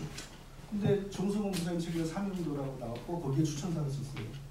3용도라고 썼습니까? 아니요, 3용도 안에 있다, 포함되어 있다고. 2가 아, 1용도와 2용도가 예. 자, 세 가지 용도 안에 그렇죠. 세 가지 율법의 용도 3용도 안에 세 가지 용도 안에 하나 세 가지 용도 안에 네. 제가 오늘 네. 해드릴게요. 준비고리는 하나님께서 율법의 기능을 통하여 죄인들을 중생케 하시며 회심시키셔서 회개와 믿음을 주시고 성화로 살아갈 수 있도록 주시는 모든 과정을 말한다. 이 과정은 칼빈이 말한 율법의 제3용도의 과정. 누가 봐도 아니 오해되게 들리긴 해요. 누가 봐도 제가 봐도 그거는 제3용도라고 제3용도 거기에 들리긴 합니다. 설명을 했어요. 1용도와 2용도의 중간 예. 그 부분에 대해서 청교도가 그 부분을 이야기하고 있다는 것을 설명을 했어요. 하여튼 그거는 제가 지금 뭐 제가 추천서는 썼지만 뭐 제가 그거는 정확하게 지금 모르겠어요. 한 말씀 물어보십시오. 그래요. 네. 제가 오해를 했다고 치죠. 평원의 원리에 대해서도 율법의 제3용도는 칼빈은 뭐라고 하냐면은 이미 구원받고 성령이 내주하는 사람들과 율법의 관계를 지금 그렇죠. 그건 맞는 말씀이죠. 네. 자, 그럼 1용도와 2용도에 대해서 설명 좀 자, 해주세요. 1용도가 모든 시민들에게 그 악을 강제한 2용도입니다. 2용도고 1용도는 의식법 그거 아닌가요? 의식법이 아니라 그 지금 잘못 알고 네. 계시는 거예요. 1용도가 뭐냐면 구약의 율법을 통해서 그래 죄를 깨닫는 구약의 율법 그 법이 네. 의식법이 아니라 도덕법이라고. 야, 도덕법 아니 제가 홍대 도덕법 그리고 2용도가 모든 시민들에게 예. 그거를 제가 혼동을 했어요. 자, 구약의 율법은 구원받은 사람에게 주어진 겁니까? 구원받아야 할 사람에게 주어진 겁니까? 구약의 율법이요? 구약의 율법은 이스라엘 백성에게 주어진 거죠. 그러니까 이스라엘 백성들이 구원받기 전에 주어졌습니까? 구원받고 나서 어떤 구원을 말씀하시는 거예요? 영적인 구원을 영혼의 말씀하시는 구원. 이스라엘 백성들은 전부 다 구원받았나요? 아니, 그러니까 다 천국 갔나요? 전체적으로 아니죠. 큰- 이스라엘 백성들은 모형이죠. 큰 그림으로 큰 그림으로. 그러니까 그들이 율법을 받을 때 하나님의 교회의 모형으로서 이스라엘 백성에게 그러니까. 주어진 건 맞아요. 네. 근데 그게 우리가 지금 생각하는 죽어서 천국 간, 소위 말하면 중생한 그리스도인에게 그 주어진 건 아니라는 거예요. 그거는. 율법을 수여한 모세나 율법을 받아서 잘 지킨 노호수아 이런 사람들 구원 받았습니까? 안 받았습니까? 그들은 율법을 잘 지켜서 구원받은 게 아니라 율법에 나타난 그리스도를 믿었기 때문에 구원을 받았죠. 그렇죠. 예. 그들이 구원받기 전에 율법을 알았습니까? 몰랐습니까? 알았겠죠. 예. 아니 율법을 알았어요? 모세의 율법이 언제 주어졌습니까? 또 그러면 이제 하나님의 지식 이러겠죠. 자, 그 모세를 통하여 주어진 계명을 율법이라고 정의할 때 네. 그리고 그 율법을 통하여 준 죄인들을 자꾸 회심시킨다고 네. 하잖아요. 이스라엘 백성들은 이스라엘 그 애굽 땅에서 장차 그리스도의 십자가의 피의 공로로 소급 적용하는 유월절 어린 양 예식을 통하여 구원이 이루어지고 그리고 홍해를 건널 때 이미 세례까지 받았잖아요. 그게 시작해서 세례로 적용되지 않습니까?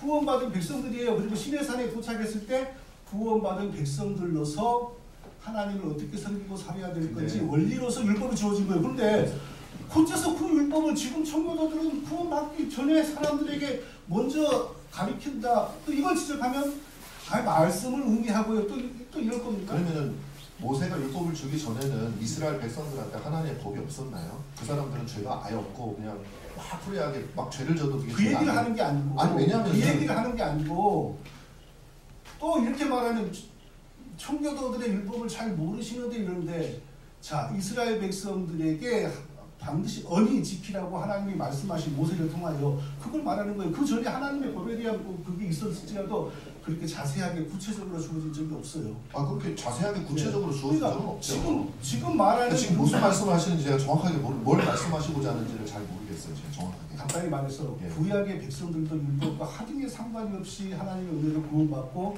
그렇죠. 삶이 변화에 하등의 상관이 없이라는 건 아니죠. 그러니까 율법을 지키는 조건 하에서 구원받은 그건 아니죠. 없어. 그건 그러니까 아니죠. 구약의 백성들도 여호와를 믿음으로 구원을 받았어요. 예. 그리고 나서 그리스도를 율법을 믿음으로 지키는 받았죠. 삶으로 요구받았어요. 근데 예. 어째서 지금 이 한국의 백성들에게 예. 뭐 어떻게 하죠? 율법을 먼저 율법을 동시에 얘기하거나 율법은 죄를 섞어서 깨닫는 얘기하거나 기능이니까 그걸 지켜서 구원받는다고 청교도들이나 아니, 저나 얘기하지 그리스도를 않죠. 믿고 구원받기 전에 율법을 얘기한 첫날 만날 얘기한다고 죄를 깨달아요? 그건 본인의 생각이고 본인의 율법을 특별한 얘기하면 경험이고 깨닫죠. 영혼이 거듭나기 전에 어떻게 무슨 재주로 율법이 아니라 율법의 할아버지라도 예. 거듭나기 전에 어떻게 뭔 죄를 깨달아요? 거듭남과 동시에 죄에 대한 인식이 있는 거지. 아니 그러니까 그 죄에 대한 인식이라는 것이 그리스도의 빛 아래서의 그 죄에 대한 인식이 아니라 자신의 영혼에 내가 율법을 선포받잖아요. 예를 들면 목사가 설교를 해요. 네가 하나님이 우리에게 이런 율법을 주셨다. 착한 사람이야. 마음이 좀 가난한 사람이에요. 그러면서 이런 것들 시켜면 이런 거 하나하나가 하나님의 법이고 하나님 심판하시는 분이다. 그러면 그 사람이 아직 그리스도를 몰라도 그럼 내가 죄인인데?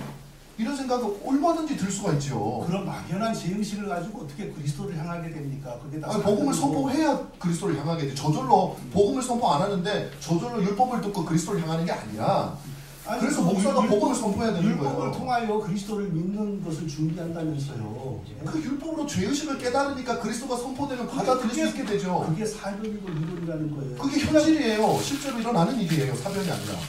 그런 방식으로 신약성경 나는 어디에서도 율법을 그런 방식으로 말했을 때 사람이 형제들아 우리가 어찌할꼬 그들은 뭐예요 그거는? 죄를 깨달은 거 아니에요? 그들은 그렇게 그 주 예수를 믿으라 복음이 전해지는 거잖아요. 그들은 이미 구약의 율법 안에서 어떤 사람은 하나님 믿고 구원을 받은 사람들. 근데 왜 어찌할꼬 그래요? 왜 어찌할꼬? 메시아를 죽였으니까. 우리가 한국 사람들이 지금 메시아 죽였습니까?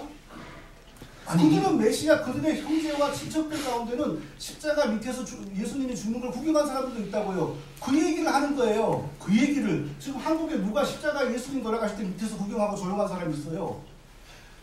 그러니까 십자가에서 예수를 죽였다라고 하는 것이 너희들이 지금 굉장히 큰 죄를 저질렀어 라고 하는 것을 일깨워주는 거죠. 그들은 그 상황을 그게 율법이 하는 역할이라는 거예요. 그들은 그 상황을 다 경험하고 그러니까 그 구체적인 자기의 눈으로 본 것이 있으니까 어찌할꼬 하는 것이지. 알겠습니다. 지금 대한민국의 사람이 누가 넘어가시죠. 다음 질문으로 넘어가시죠. 거기까지 됐고요. 네.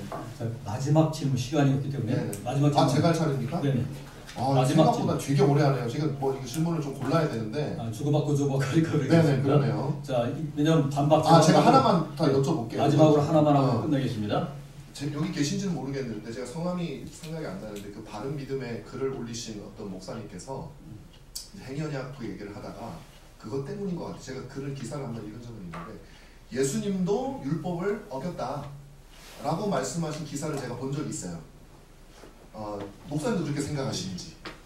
이런 장면을 가지고 그런 거 아니에요? 이런 장면을 가지고 그런 말 한것 같은데 이제 베이직하게 나는 예수님이 자유로 율법을 지키려고 노력하는 부분을 못 봤어요 성경에서. 그때 엄마 품에 안겨가지고 보니까 그걸 가지고 예수님 율법 준수했다라고 말하기는 너무 미약하고 너무 확대시킨 거예요. 그러니까 예수님이 율법을 준수하여 율법의 의를 획득했다라고 말하려면 예수님이 자유로 모세의 율법 조항들을 지키려고 노력하는 흔적을 좀 더 많이 봐야 되는데 그런 모습은 사실 없어요. 그런데 예를 들자면 예수님이 복음 전도할 때 혈육병 걸린 여자, 율법에만 부정한 여자죠. 그 사람 예수님 몸을 만졌어. 자, 율법에 의하면 예수님 빨리 피신하여 한적한 곳에 가서 자가격리해야 되고 옷을 빨아야 되는 거 아니에요?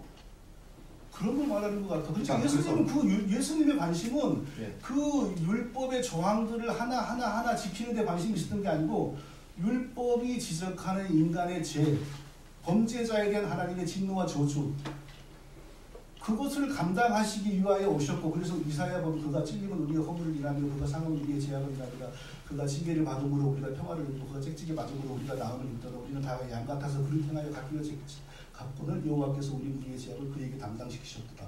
구약의 메시아 예언도 보면 전부 그리스도가 그건 저도 받아들이는 거니까 자기 백성들이 받아야 될 저주를 짊어지고 가는 메시아로 나오지 맞습니다. 율법을 하나씩 지켜가지고 의를 얻는 메시아로 나오지 않아요. 그래서 그리스도가 의로우신 분이고 하나님께 모두 순종했다라는 거 의심하는 사람은 아무도 없어요.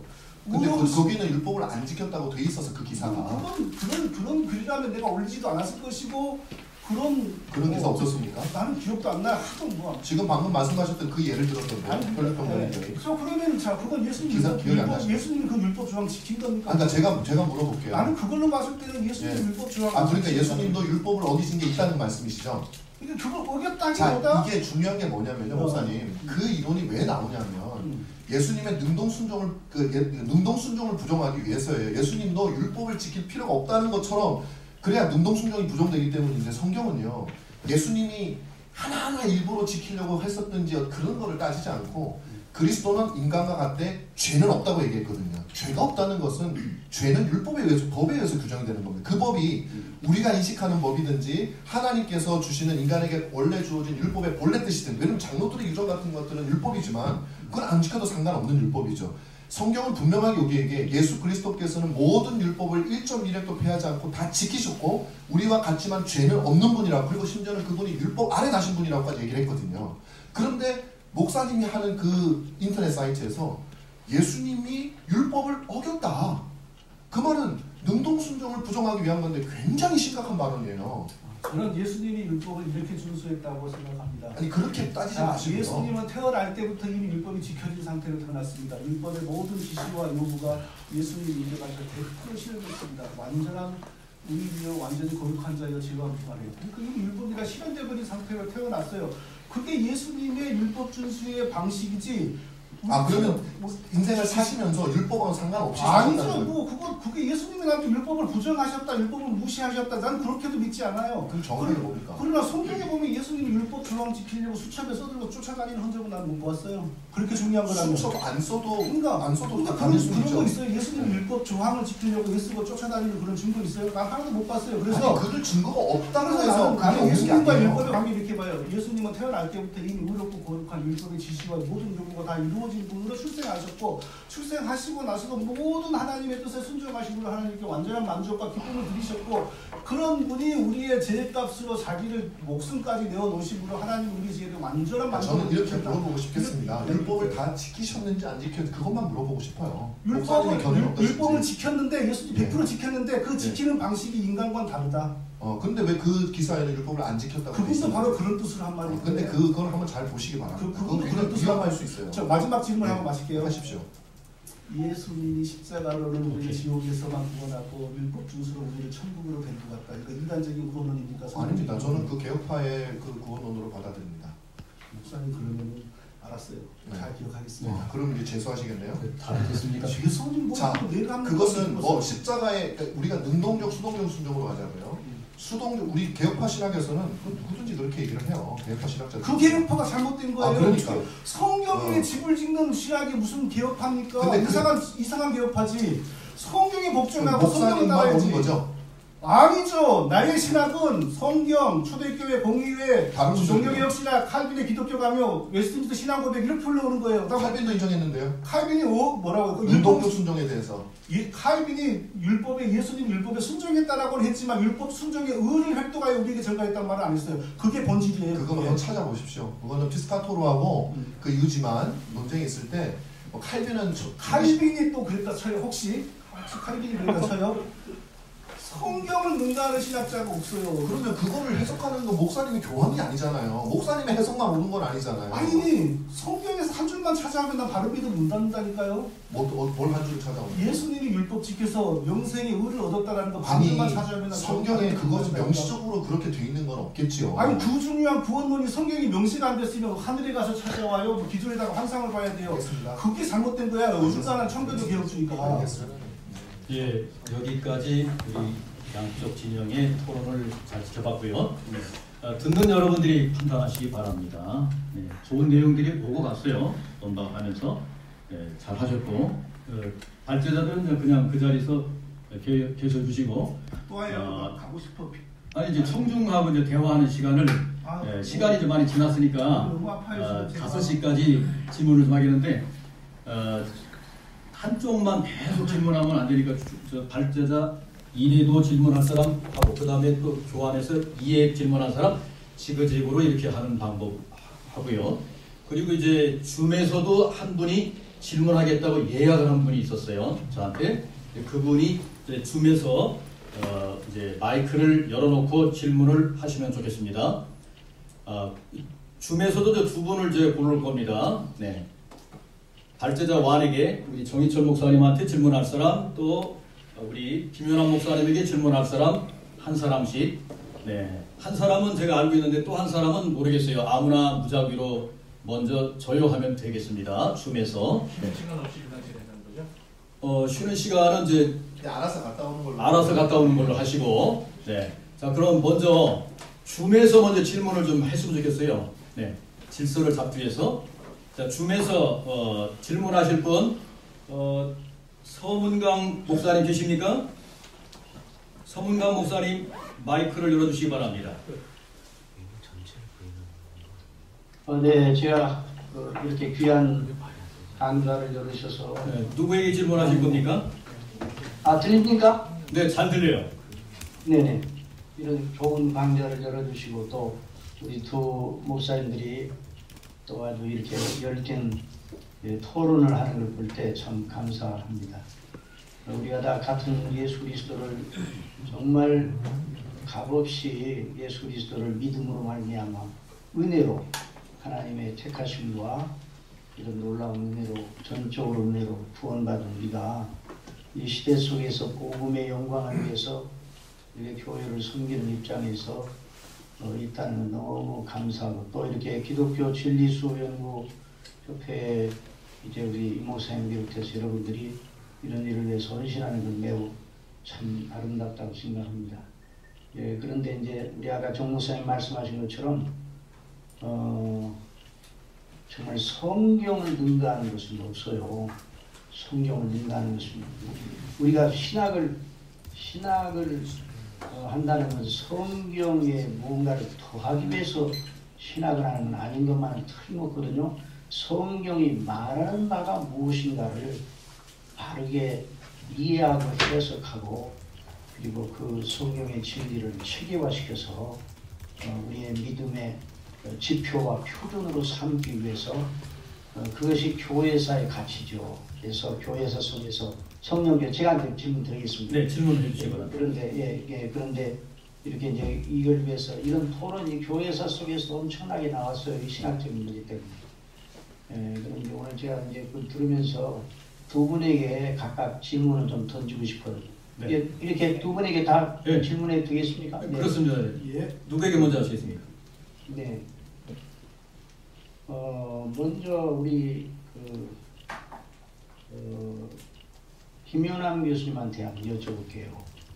그 회심 준비 교리의 필요성과 또 이것이 우리 목회 상황 속에서 어떤 유익을 가지며 우리 성도들이 이런 식의 목양을 받을 때 오는 유익이 무엇이었는가? 이제 청교들이 거기에 굉장히 관심을 가지고 한 것 같은데 그걸 좀 이렇게 이렇게 말씀해 주시죠. 네, 답변. 먼저 그 질문. 네, 답변. 예, 좋은 질문 너무 감사합니다. 그 이유 그게 없으면 제가 굳이 여기 나와서 정 목사님하고 할 이유가 없는 것이죠.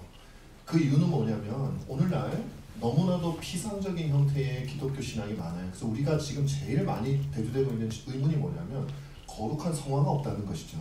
성화가 없는 원인은 여러 가지가 있을 수 있습니다. 근데 그 중에 한 가지가 뭐냐면 내가 구원을 받았다라는 사실을 너무 쉽게 그냥 지적인 동의, 그저 내가 교회 나와서 열심히 활동하는 거, 하나님이 나를 도와주시는 분, 뭔가 내가 어려울 때 짐을 들어주시는 분, 근데 내가 굉장히 괜찮은데 한 2% 모자라는 걸 좀 도와주시는 분 정도로 생각을 하면 안 하고 말지, 혹은 그냥 뭐 좀 도와주시면 좋고 안 도와주시면 좋고 이런 식으로 우리의 신앙의 거룩함이 없어지죠.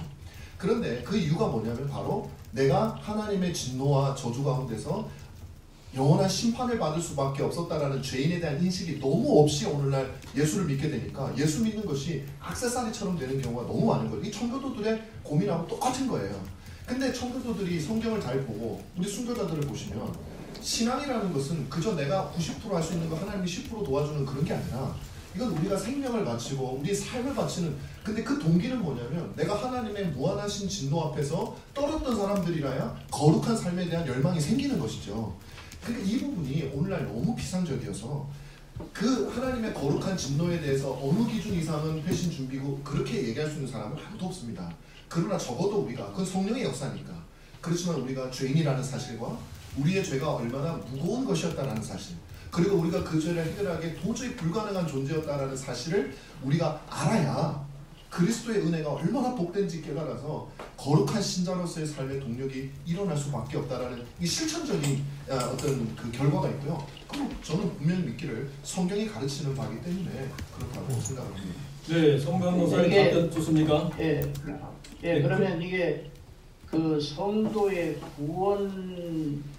구원을 위한 어떤 공력이라든지 성도 입장에서 구원을 위하여 힘쓰는 어떤 그런 문제가 아니고 하나님의 성령님께서 역사하심을 따라 우리가 믿음을 갖게 되고 이제 구원을 구원 신앙을 가게 되는데 이런 성령님의 역사를 이제 성경에서 이제 연구를 해가지고 그걸 우리 목양에 적용해가지고 하는 이건 구원론에 대한 문제가 아니죠. 구원론의 문제이기도 하면서 동시에 성화하고 연결이 되는 거죠. 아니 구원론이죠.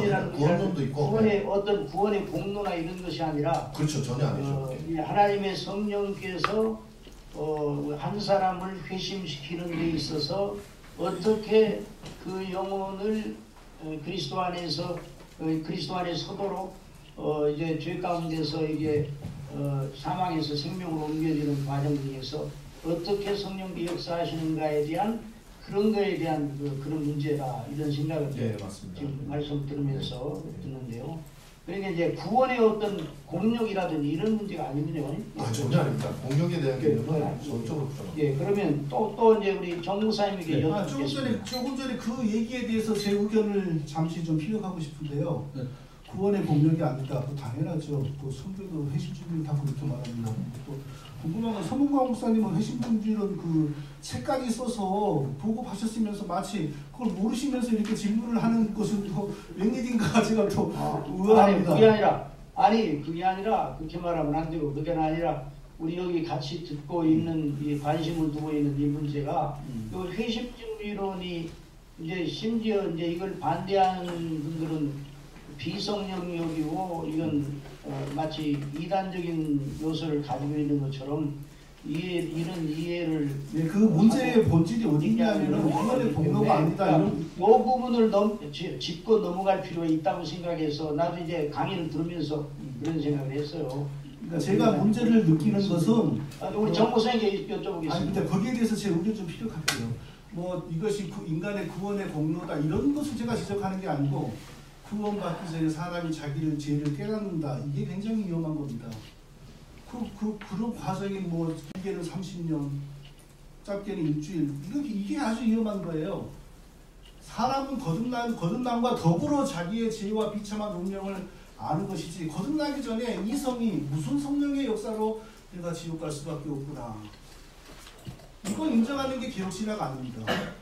그게 청교도 신학이라니까. 그게 바로 청교도 신학과 개혁 신학은 결이 달라요. 자, 거기까지 얘기하시고 우리 서문강 목사님 이제 정철 목사님한테 질문. 정 목사님께 한번 여쭤보겠습니다. 예. 정 목사님 아까 이제 정 목사님이 하신 말씀 중에서 제일 마음에 드는 거 본거니 성경을 능가하는 것다. 정말 아주 귀한 말씀이에요. 그건 우리가 언제나 그건 견지를 해야 돼요. 그런데 이제 그러면서 우리 정 목사님 이제 사도는 이방인들이나 이 사도 바울 같은 경우 사도들이 복음을 증거해서 그들이 율법에 대해 잘 모른다 할지라도 그렇게 이제 복음을 증거해서 예수님을 믿음으로 성령이 감동하심으로 그러니까 정 목사님 말씀하시는 그 내용을 들으면 성령이 말하는 그것을 이제 그대로 이제 증거를 하고 있어요. 그런데 이제 제가 정 목사님이 쭉 말씀하시는 내용 전체를 들어보면서 한 가지 제가 이제 우리 정 목사님이 한번 여기서 이제 이렇게 말씀해 주시기를 바라는 것은 복음이라고 그랬는데 이거 복음은 이제 복음을 증거해서 이제 그 믿음을 갖게 해서 성령님의 감동한 소속에서 이제 복음이라고 그래요. 복음이 무엇인가 너무나 뭐 이건 우리가 다 이제 알고 있는 상황인데.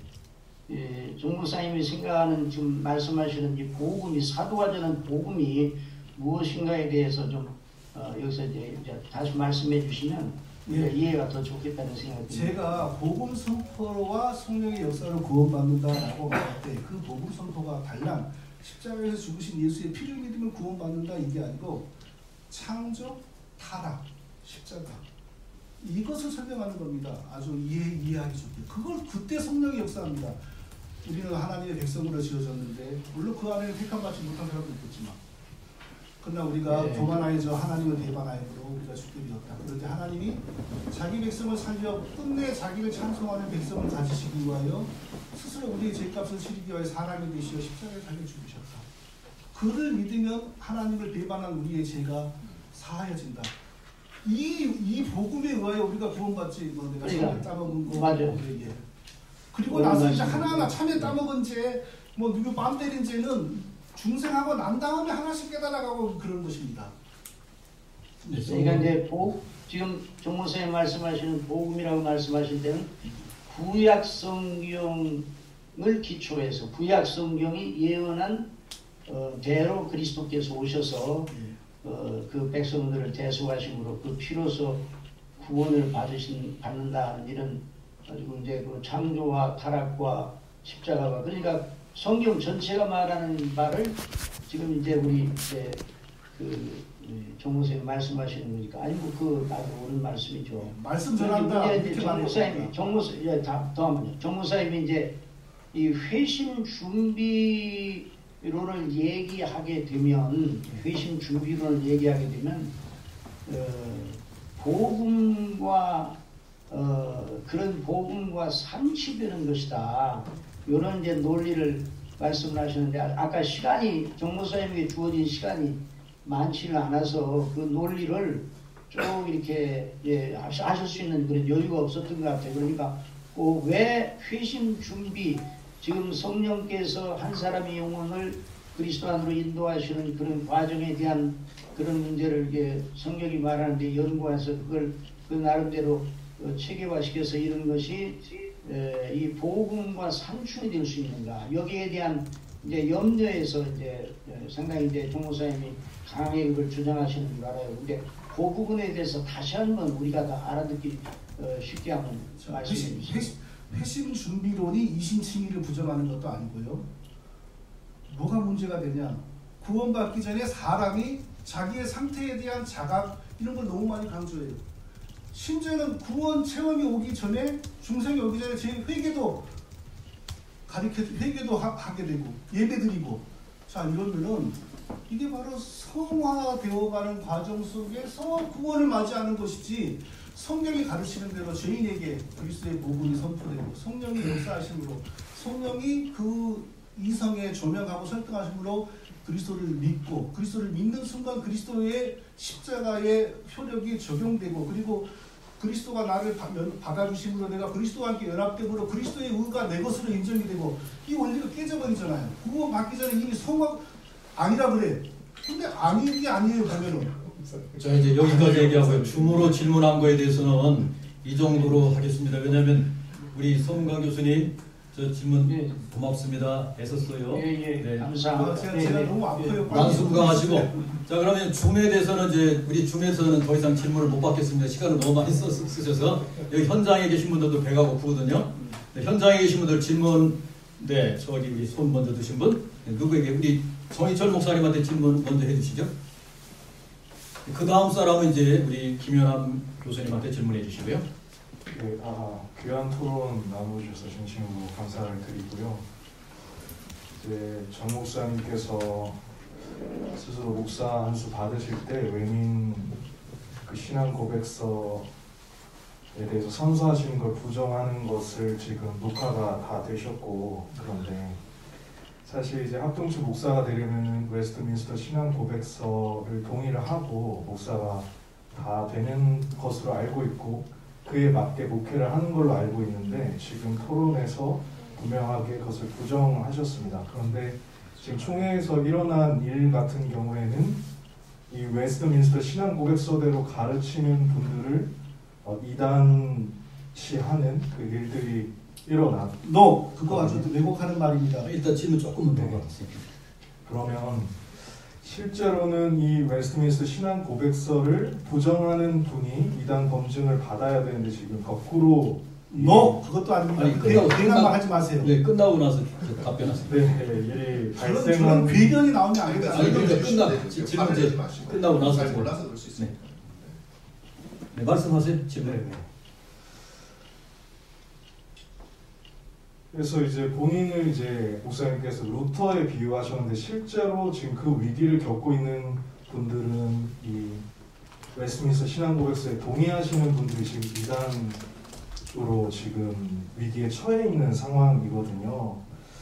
그래서 이 부분에 대해서 어떻게 생각하시는지, 웨스트민스터 신앙 고백서를 부정하시는 것이 지금 분명히 녹화가 됐고 이단 판정을 받아야 된다면 우리 교단에서 이 신앙 고백서를 부정하는 분이 그 판단을 받아야 된다고 저는 생각이 들었거든요. 자, 더 이상 듣고 싶지 않아서 바로 제가 거기서 답변하겠습니다.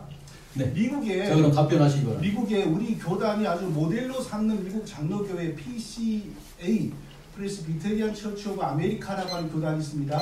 굉장히 개혁신학을 바르게 믿는 교단으로 정평이 나 있어요. 그 교단에서 최근에 헌법을 고쳤어요. 뭐라고? 웨스트민스터 신앙 고백서에 대한 개인의 양심을 허용을 했어요. 나는 이 부분에 대해서는 동의가 안 됩니다라고 말하면 노회에서 그것을 고려하기로 했고, 그리고 제가 웨스트민스터 신앙고백을 부정한다라고 하는데 가지고 그 못되먹은 발언입니다. 누가 그렇게 말했습니까? 목사님께서. 그 뒤에 일부의 내용에 문제를 제기하는 게 웨스트민스터 신앙고백을 부정하는 겁니까?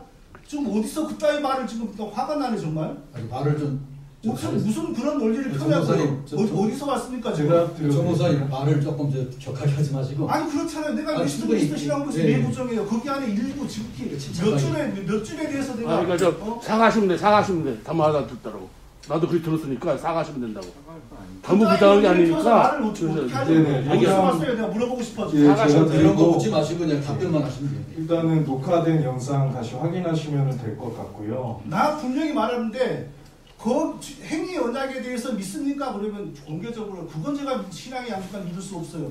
그렇게 한다는 거예요. 그렇게. 네, 그래서 웨스트민스터 신앙고백서는 제가 알기로 이 행위 언약 능동적 순종 부분이 능동적 순종은 웨스트민스터하고 예, 상관없어요. 알지도 핵심적인- 못하면서 괜히 와서 저러고 있어요. 네, 핵심적인 내용이라고 저는 알고 있는데 너 네. 아니라면 혹시 전체 교리를 수정해야 된다고 생각하시는 전체가 건지 아니고 일부 행위 언약에 네. 대해서 얼마든지 네, 우리가 행위 언약- 토론해서 제가 말씀드릴 기회를 좀 주시겠어요?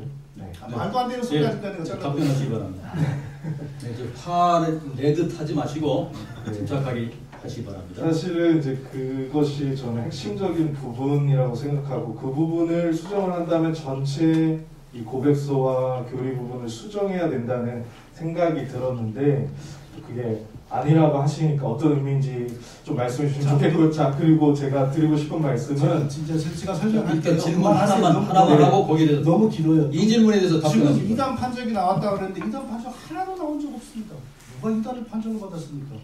능동순종에 대해서 교단은 이단으로 정죄한 게 아니라 성경에 근거가 없으니 자체적으로 다시 점검하라. 이건 정부예요. 누가 누구를 이단으로 정죄했습니까? 배란 정보를 지금 흘리면서 그런 적이 없어요. 성경의 근거가 잘못되었다. 이게 이단이라고 말하는 건 아니잖아요. 네, 답변 됐고요. 그리고 웨스트민스터에서 능동순종을 지지한다? 그런 내용 없어요. 저 고경태 목사님한테 물어보세요. 고경태 목사님 그거 잘 알아. 자, 스톱하시고 다른 사람을 위해서 이제 질문 이쪽 우리 김연남 교수님한테 질문하실 분 손 들어주시기 바랍니다. 마이크 갖다 드리겠습니다. 네, 저쪽. 네.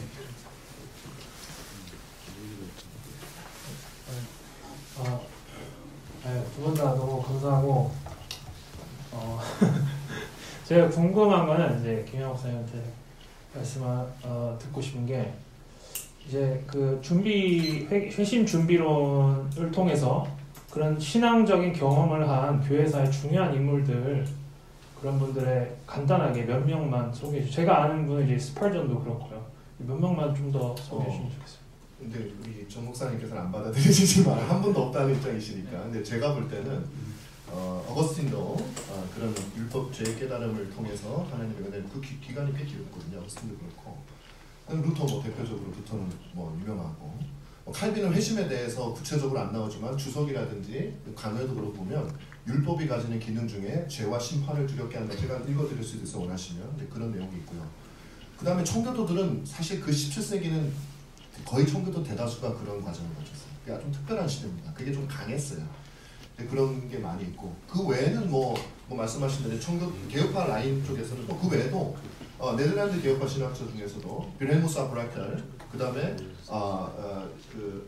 누구지 비치우스 이런 분들이 다 그 주장해요. 제가 그걸로 논문도 났었고 그래서 사실은 뭐 마빈크도 그렇고 우리 조직 개혁파 라인에서 율법이 죄를 깨닫게 하는 기능에 대해서는 거의 모든 개혁파 신학자들이 다 인정을 합니다. 인정을 하기 때문에 실제로 그 사람이 경험했는지는 볼코프가 쓰지 않는지는 알 수는 없지만 그런 기능을 인정을 하죠. 저의 주장은 율법이 죄를 깨닫게 하는 거 맞습니다. 그런데 구원받고 난 이후에 그렇다는 겁니다.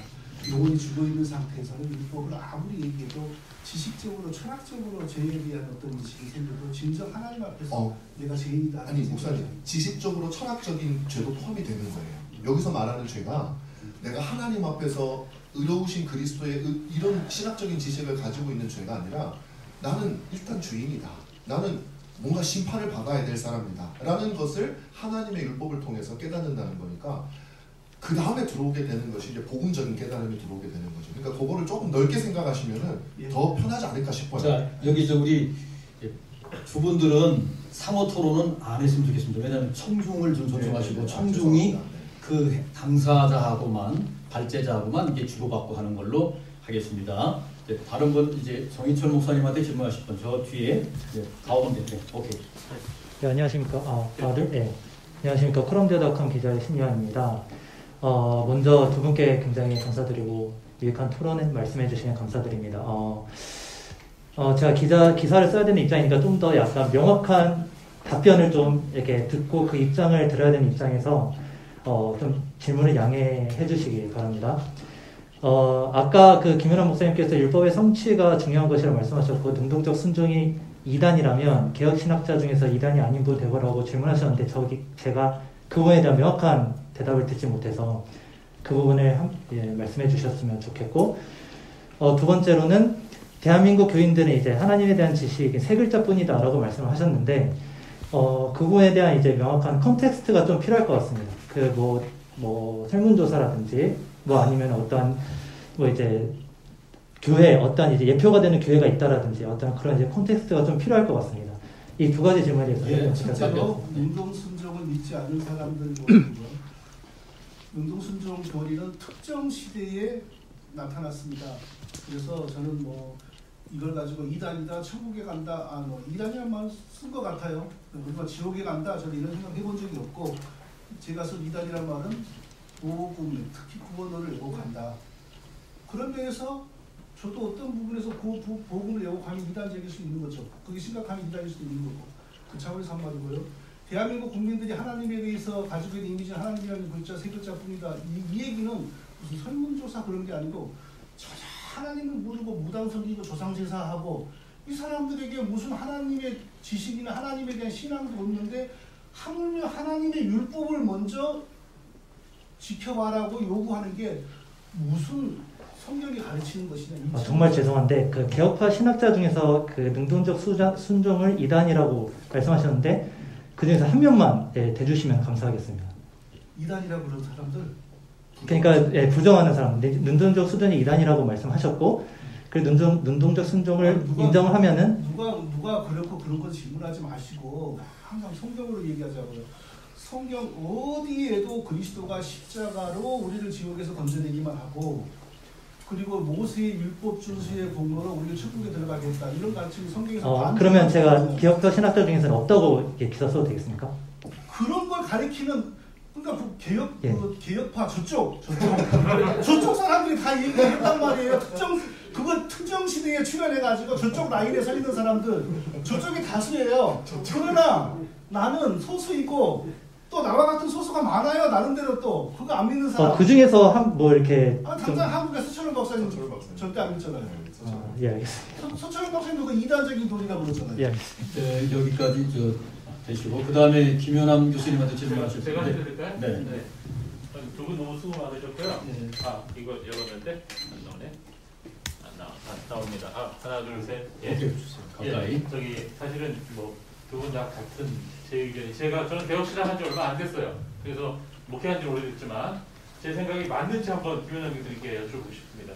만약에 예수님께서 태어나실 때 완벽한 그 의로운 상태로 태어나셨다면 아기 때 그냥 헤롯이 죽일 때 딱 돌아가셨으면 구원이 다 성취되는 거 아닙니까? 그렇죠? 그런데 그 성이 되는 30살의 나이까지 완벽하게 하나님의 뜻에 순종해서 십자가에 달려 돌아가실 때 다 이루었다고 그러셨고 그리고 사도 바울이 로마서 10장 4절에 예수 그리스도는 율법의 마침이 되었다. 그 텔로스라고 하는 그 헬라어 단어 그건 마침이라는 뜻도 되지만 완성이라는 뜻도 된다고 제가 생각하거든요. 그래서 이런 면으로 볼 때는 성경에 분명히 능동순종에 대한 근거가 있을 거라고 보고 삼위일체라는 단어는 없지만 추론된 거 아닙니까? 그리고 위대한 메이첸 교수님이 위대하던 말은 개인적인 견해. 그분이 돌아가실 때 그리스도의 능동적 순종이 없다면 정말 소망이 없을 거다. 이렇게 마지막 유언을 하고 돌아가신 걸로 알고 있는데 그분이 말씀하신 그 능동순종이 지금 정인철 목사님 말씀하신 또는 김원희 교수님 말씀하신 그 능동순종과 같은 것인지 여쭙고 싶어요. 이제 이거는 제가 이제 같은 것이고요. 예. 저하고 뭐 정목사님하고 모르겠는데 저하고 이제 같은 것이고 예. 그러니까 왜 메이천이 그렇게까지 얘기를 했냐면 결국에는 이제 우리 정희철 목사님도 그렇지만 이 행위언약 그리고 우리가 의를 얻는다는 것이 어떤 개념이냐에 대한 기본적인 차이가 있기 때문에 그래요. 그래서 개혁파 신앙에서는 우리가 아담이 태어난 그 상태로 완전에 이룰 수 있는 상태가 아니었기 때문에 그가 하나님이 주신 명령을 만약에 어겼다면 뭐 선악과가 아니더라도요. 만약에 하나님한테 대들고 말이에요. 태어나자마자 만들어지자마자 하나님도 안 믿을 우상 신고 이러면 그거 깨지는 거예요. 그 단계가. 어떻게 그 사람을 데리고 살겠어요. 네? 그래. 그러니까 그런 것처럼 의라고 하는 것은 우리가 하나님 앞에 서기 위해서 우리 루터도 고민했던 게 그거잖아요. 우리가 어떻게 하나님 설 수 있는 의를 가질 수 있겠는가. 이것은 행위언약이 율법과의 관계 속에서 주어지는 의라는 그 개념이 없다 보면 그저 예수님이 죽어주셨으니까 우리는 그걸로 감사해. 물론 그건 너무너무 감사한 일이고 그게 굉장히 핵심적인 것은 말할 것도 없습니다. 그런데 메이천이 왜 그런 얘기를 했겠어요.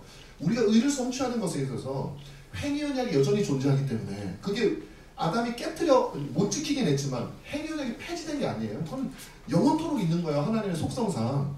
그렇기 때문에 그것을 성취를 하는 사람이 필요한데 난 불가능해. 그거 누가 하느냐.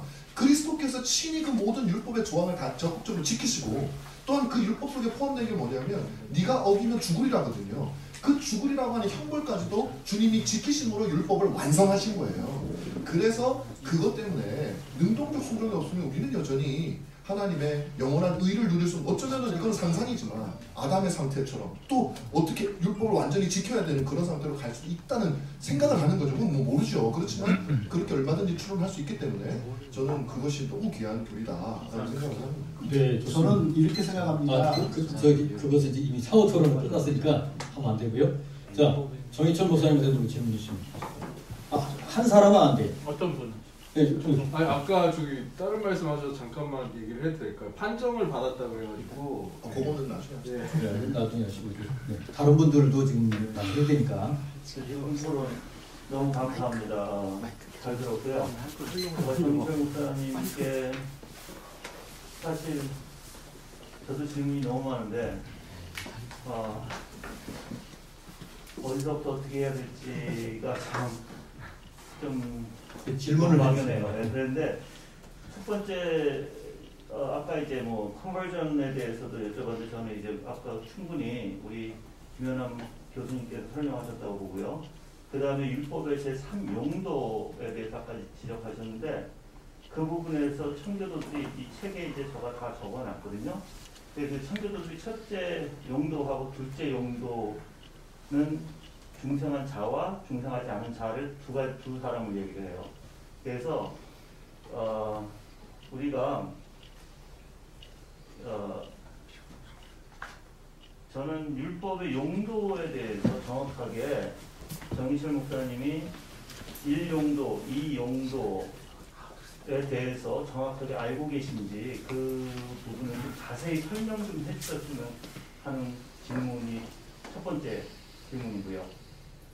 간단히 답을 하면 1용도, 2용도, 3용도 이거 다 총칭해서 하나님을 알지 못하는 사람들에게 율법이 선포되어 가지고 죄를 알게 한다. 이런 것은 성경에 근거하지 않는 사상입니다. 아니 칼빈 얘기를 또 하시는데 칼빈 얘기 앞뒤 정황을 보면은 또 그런 것도 아닌데 자꾸 칼빈을 가져오는 경우 너무 많고요. 아니요. 기독교 강요의 전면을 제가 다 실었거든요, 이 책에. 그래서 읽어보시면 알 거고 칼빈도 분명히 율법은 중생하지 못한 자에게 해당되고 또 어느 부분은 중생한 자에게 해당된다고 분명히 명시되어 있거든요. 그리고 또한 우르시스는 이런 얘기를 했어요. 이거에 대해서 어떻게 생각하시는지 좀 말씀 좀 해주셨으면 좋겠는데, 자, 회개에 대해서 회개는 율법에 속합니까? 아니면 복음에 속합니까?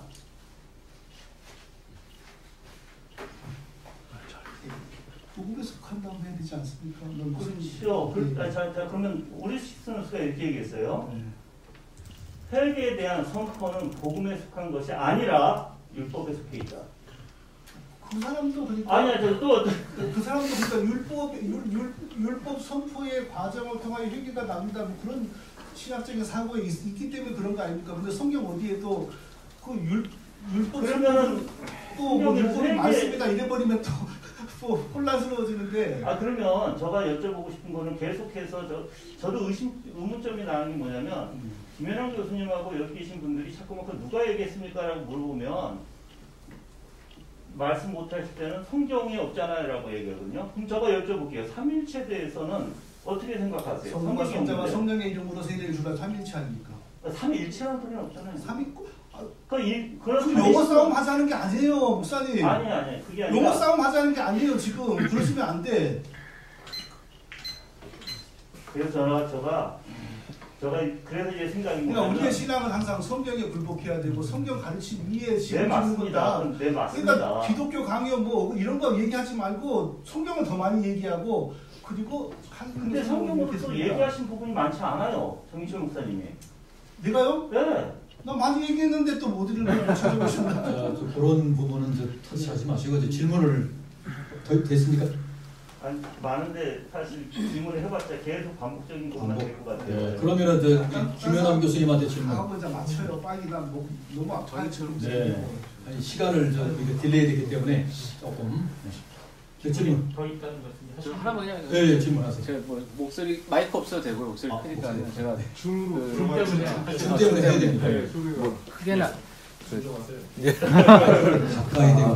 그 외민 그 행위언약 이제 저도 총신 서철원 교수님한테 배우고 또 이제 목사님 이렇게 또 이렇게 글들 보니까 서철원 교수님 글들이 많이 인용되어 있더라고요. 그리고 서철원 교수님 초창기 책에는 또 능동순종을 얇은 책에서 인정해 주시는 책들도 그 수업을 제가 들었어요. 그래서 이제 직접 뵙고도 좀 질문도 해보고 뭐 그랬는데요. 다른 질문은 아니라 이제 행위언약 외민의 이제 5년이나 긴 시간 동안 이렇게 정치인과 학자들이 연구해서 외민 신앙고백서의 표준 문서로 나왔는데 제가 만약에 이제 행위 언약을 이제 받아들일 수 없을 그 부분을 받아들일 수 없는 이제 전체 물에 이제 잉크병에 까맣게 뭔가 잘못 들어간 거잖아요. 그러니까 전체 그러면 물이 이렇게 희석되듯이 그 행위 언약을 빼면 제가 전체 외민을 이해하기가 좀 힘든 상황이 지금 이제 이 시간에 온 거예요. 그렇잖아요. 그렇다 보면 이 개연성을 이제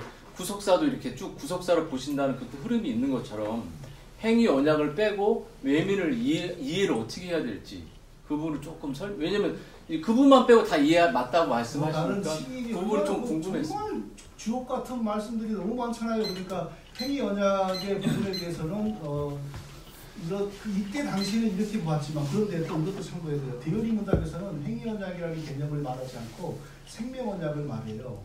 그러면 여기 신앙고백서에서는 행위 언약이라고 하고 대열이 문답에서는 왜 또 생명 언약이라고 하는가 이렇게 짐작할 수 있어요. 이때 당시에 언약 신학은 출발 단계였지 완전히 근본이 난 상태가 아니었다. 생명 언약은 하나님 아담이 범죄하지 않고 하나님 섬기면 그 생명의 상태가 영원히 지속된다는 걸 보장한다는 개념이거든요.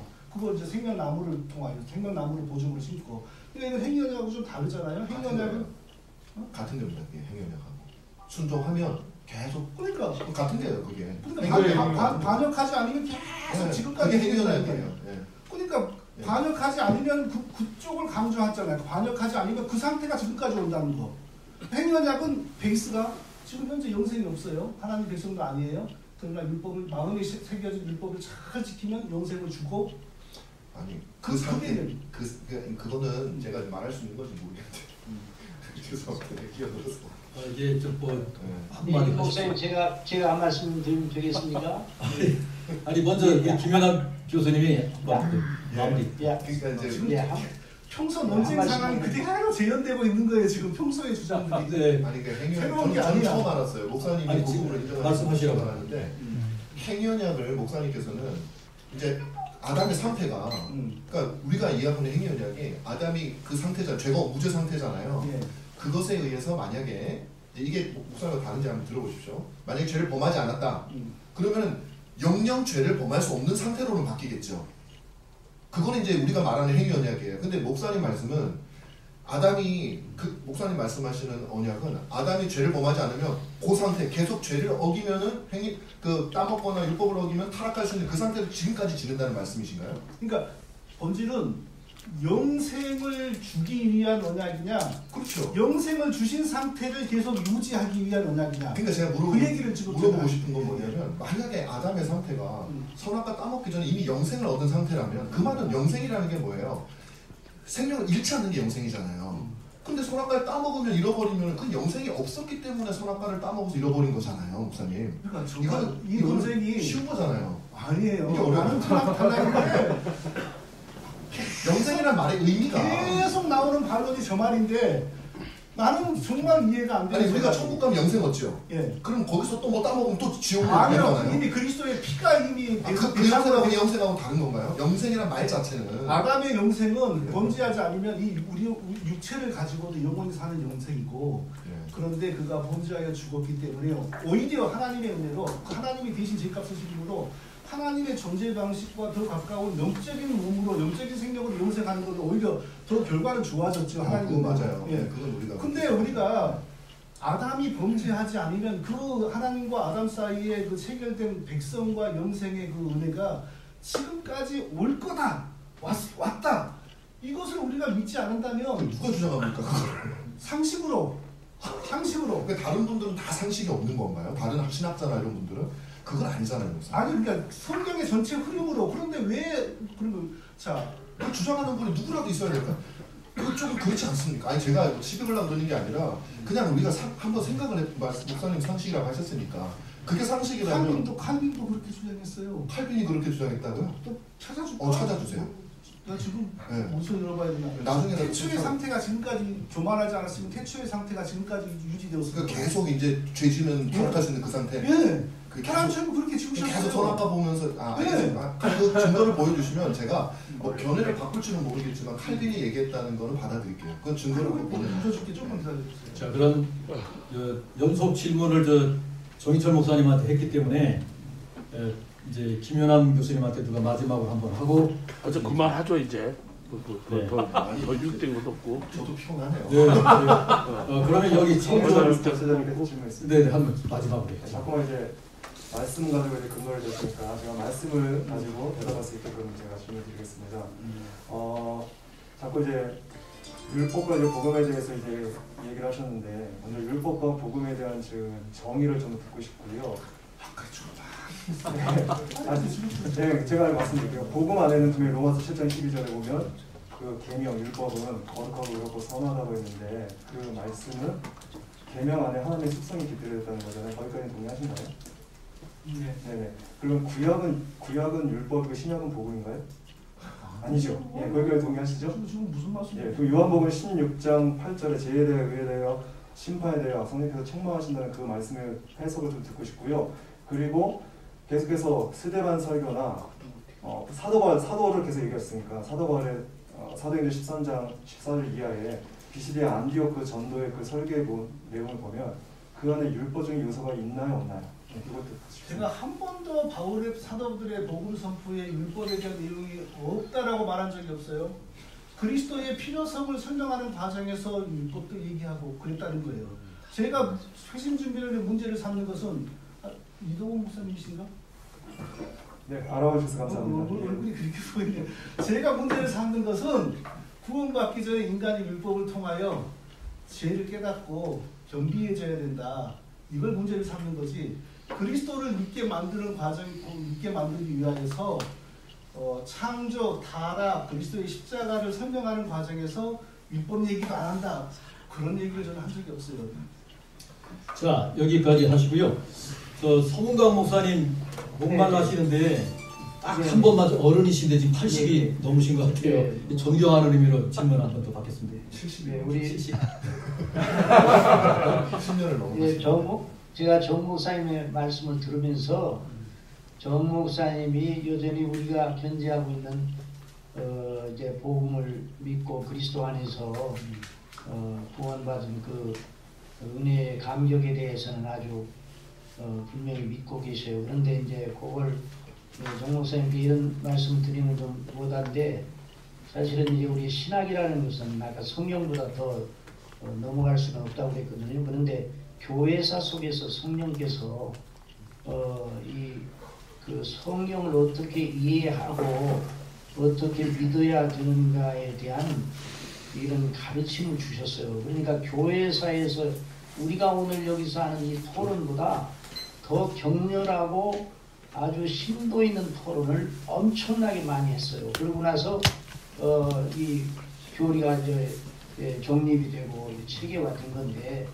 지금 이제 정 목사님이 우리랑 같은 믿음을 가지고 계시면서도 예를 들어서 이제 율법에 대한, 예수님의 율법에 대한 능동적 순종이라든지 이런 문제를 접근하면서 이제 이전에 그 소수견으로 웨스트민스터 신앙고백을 작성할 때 피스카토르나 이런 사람들이 얘기했던 것에 대한 것을 지금 이제 정 목사님은 이제 같은 그런 관점으로 이제 가지고 계신 것 같은데, 그런 신학적인 그런 제안을 해가지고 이런 토론을 하는 것은 상당히 좋다고 생각해요. 그런데 이런 것을 하면서 이제까지 우리 교회사에서 정립된 교리적인 체계를 체계에 아주 중요한 근간이 되는 것을 도전한다고 그러면 거기에 대한 굉장한 설득을 하기 위해서는 많은 연구가 필요합니다. 그리고 책이라든지 목사님이 주장하는 논문이라든지 오늘 여기서 말씀하시는 그 내용을 이렇게 책으로나 이런 논문으로 이렇게 발표를 하셔서 공개적으로 누구나 다 볼 수 있고 함께 이제 관심을 가질 수 있도록 하고 그러면 참 좋겠다는 생각이 들어요. 근데 그러지 않고 교회사 속에서 정해져 있던 이런, 그리고 정립되어 와서 그렇게 믿고 있는 신앙 고백의 체계에 아주 치명적이고 핵심적인 문제를 건드는 그런 나름대로 제안을 한다든지 또는 신학적인 이해나 용어를 바꾼다는 이 문제는 간단한 문제가 아니거든요. 그러니까 행위 언약에 대한 이해도 목사님 말씀하시는 전반적인 얘기를 들으면 우리가 여전히 믿고 있는 바를 여전히 말씀하셔요. 그런데도 행위 언약이 뭐 윌리엄 퍼킨스가 이렇게 그때부터 사용했다. 그래가지고 웨스트민스터로 왔다 그러면 아까 여러 목사님들이 말한 것처럼 굉장히 혼란이 일어나고, 그럼 웨스트민스터 신앙고백을 우리가 표준 문서를 받고 있는데 이건 우리 장로교회나 전 세계 장로교 전체에 대한, 그러니까 그걸 계속 강조를 하면 목사님과 목사님의 그 주장을 하는 그런 그 나름대로 신학적인 주장을 하는 분들과 이제까지 교회사에 그렇게 믿어왔고 그렇게 정리받고 그런 과정을 거쳐왔던 그 수많은 종들을 대항해서 하나의 도전장을 내미는 거거든요. 이게 이런 것이 설득력이 있으려면 책을 내셔야 돼요. 책을 내시고 또 이게 논문이나 이런 걸 쓰셔가지고 그래서 또 심도 이렇게 활발하게 이렇게 진행이 되면 좋겠다 생각하고, 그래서 오늘 이 진리소 연구협회에서 하는 일이 매우 참 귀한 가치를 가지고 있다고 생각합니다. 너무나 감사합니다. 네, 감사합니다. 문광 목사님 건강하세요. 네, 감사합니다. 네, 감사합니다. 네, 권면인 것 같았어요. 네, 질문이라기보다 권면. 자, 여기까지 이 상호 토론, 청중과의 대화 좀 다 시간이 부족했습니다만 여러분 잘 경청해 주셔서 고맙고요. 또 협조해 주셔서 고맙고요. 자, 그러면 이제 제3자가 여기에 대해서 얘기하는 시간이 있겠습니다. 마지막 10초. 네, 20초. 제가 자꾸 능동순종 문제를 얘기해가지고 소란을 일으킨다고 그러는데 이거 생각해보세요. 제가 이대위에 가갖고 이렇게 하시오 그럴 위치도 아니고 아무것도 없어요. 그들이 개인적으로 저를 알고는 있겠지요. 그런데 그들은 왜 그러면은 나름대로 연구하고 성경적 근거가 잘못되었다 이렇게 결론을 내리겠어요. 왜 나만 그런다 그러세요? 목사님이 이제 스피커가 되신다. 네. 그러니까 처음에는 무관심하게 했다가 우리 이렇게 배웠으니까 생각했다가 총기처리로 문제를 삼네. 들어보니까 이게 성경에가 없네. 이렇게 나오는 거예요. 그럼 하나만 저도 마지막 코멘트 하나 하겠습니다. 예. 그래도 치열하게 했는데 뭐라도 말씀을 좀 부탁 말씀이라도 드리고 싶어서 제가 목사님 말씀을 들어보니까 사실 제가 모순이라고 하나 지적한 게 있어요. 한 곳에는 율법의 죄를 깨닫게 하는 기능이 없는 것처럼 지금까지 율법으로 죄를 깨닫고 예수 믿는 사람 나와라 이렇게 돼 있지만 또 다른 곳에서는 말씀 들어주셨지만 복음 안에는 율법이 포함되어 있고 예수 그리스도를 받아들이기 전에 죄를 깨닫는 기능에 대해서는 인정을 하셨단 말이에요. 그리스도를 알게 하는. 그러니까 죄를 깨달았고 그리스도를 안다는 표현을 쓰셨어요. 그러니까 창조, 타락, 구속의 원리를 그러니까. 설명하는 가운데 예. 율법도 그러니까, 이제 알겠습니다. 너희들 신앙으로 하면 좋은 말 하나도 없어요. 이런 얘기를 하는 거예요. 그러니까 율법이 죄를 깨닫는 것에 대해서도 말씀하셨잖아요. 그러니까 예수를 믿기 전에 내가 죄인이라는 걸 깨달아야 된다는 말씀을 하셨잖아요. 아니에요? 그럼 제 말이 다 그리스도의 필요성을 설명하는 게 율법이 필요. 자, 오케이 알겠습니다. 아니 어쨌든 왜냐하면 목사님이 쓰신 기사에 보면은 죄를 깨닫고라고 하는 내용이 있어요. 그래서 제가 여기서는 이렇게 쓰셨는데 여기서 제대로 쓰셨네. 그러면 저도 지금 들으면 약간은 헷갈리는데 이 부탁을 좀 드리려고 그래요, 목사님. 목사님이 누군가를 이단을 제소를 하지 않으셨다고 저는 믿을게요. 그런데 제가 볼 때는 이런 논의는 아까 말했지만 웨스민스터 신앙고백을 작성할 때도 능동적 순종을 주장한 사람이 있고 주장하지 않은 학자들이 있어요. 서로 논쟁은 했지만 이단이라 그러고 너 개혁파 아니야 그렇게는 안 했습니다. 진짜 말씀 잘하셨다. 잠시만요. 끝까지 진짜 말씀 부탁드리려고 그래요. 그래서 만약에 누군가가 목사님 주변에서 이걸 뭐 회심 준비 교리를 주장했다고 해서 혹은 능동순종을 주장했다고 해서 이단으로 제소할 혹은 이단 조사위원회에 올리려고 그러면 목사님이 아예 그거 조금 우리하고 다르지만 그 정도는 아니야라고 좀 알려주시면 너무 좋겠다라는 거예요. 오케이 무슨 말인지 알겠습니다. 오늘 얼굴 보고 그랬는데 그 정도는 아니니까. 이해가 되는. 그러면은 능동순종을 믿지 않는다고 교리적인 이단이라는 말을 누가 먼저 했느냐? 제가 아니에요. 그쪽에 그러니까 김 교수님처럼 수준 있는 사람도 아니야.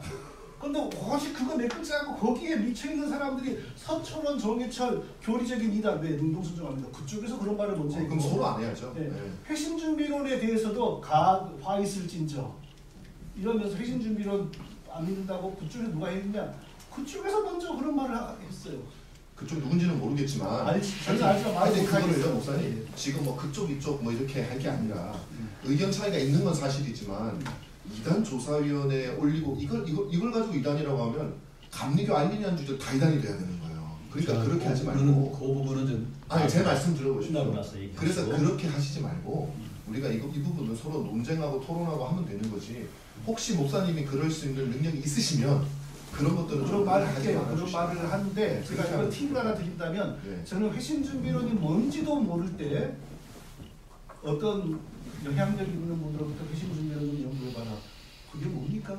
이런 대화가 있던 적이 있어요. 그러니까 어떤 영향력이 있는 사람은 이미 청교도 신학의 문제에 대해서 심각한 고민을 하고 있었던 거예요. 논문으로 쓰시거나 하면 저도 열심히 써서 서로 논박하면 되니까. 그러니까 실정이 그런 것이지 제가 모든 걸 주도해가지고 이렇게 만들어간다라고 생각하면 사실에 대한 약간의 오해다.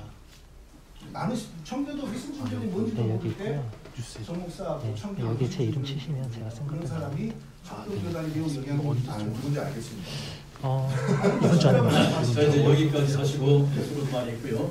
자 이제 3자 정리를 할 때 기독교 진리 소연구협회 신학전문연구위원 고경태 조신학박사님 나오셔서 양자에 대해서 그리고 교수님 읽어줄게요. 칼빈의 말 사람이 자기 처지에 만족하고 바른 한계를 넘으려고 하지 않았다면 태초의 상태에 지금까지 머무르고 있었을 것이다. 기독교 강론 214. 자 이제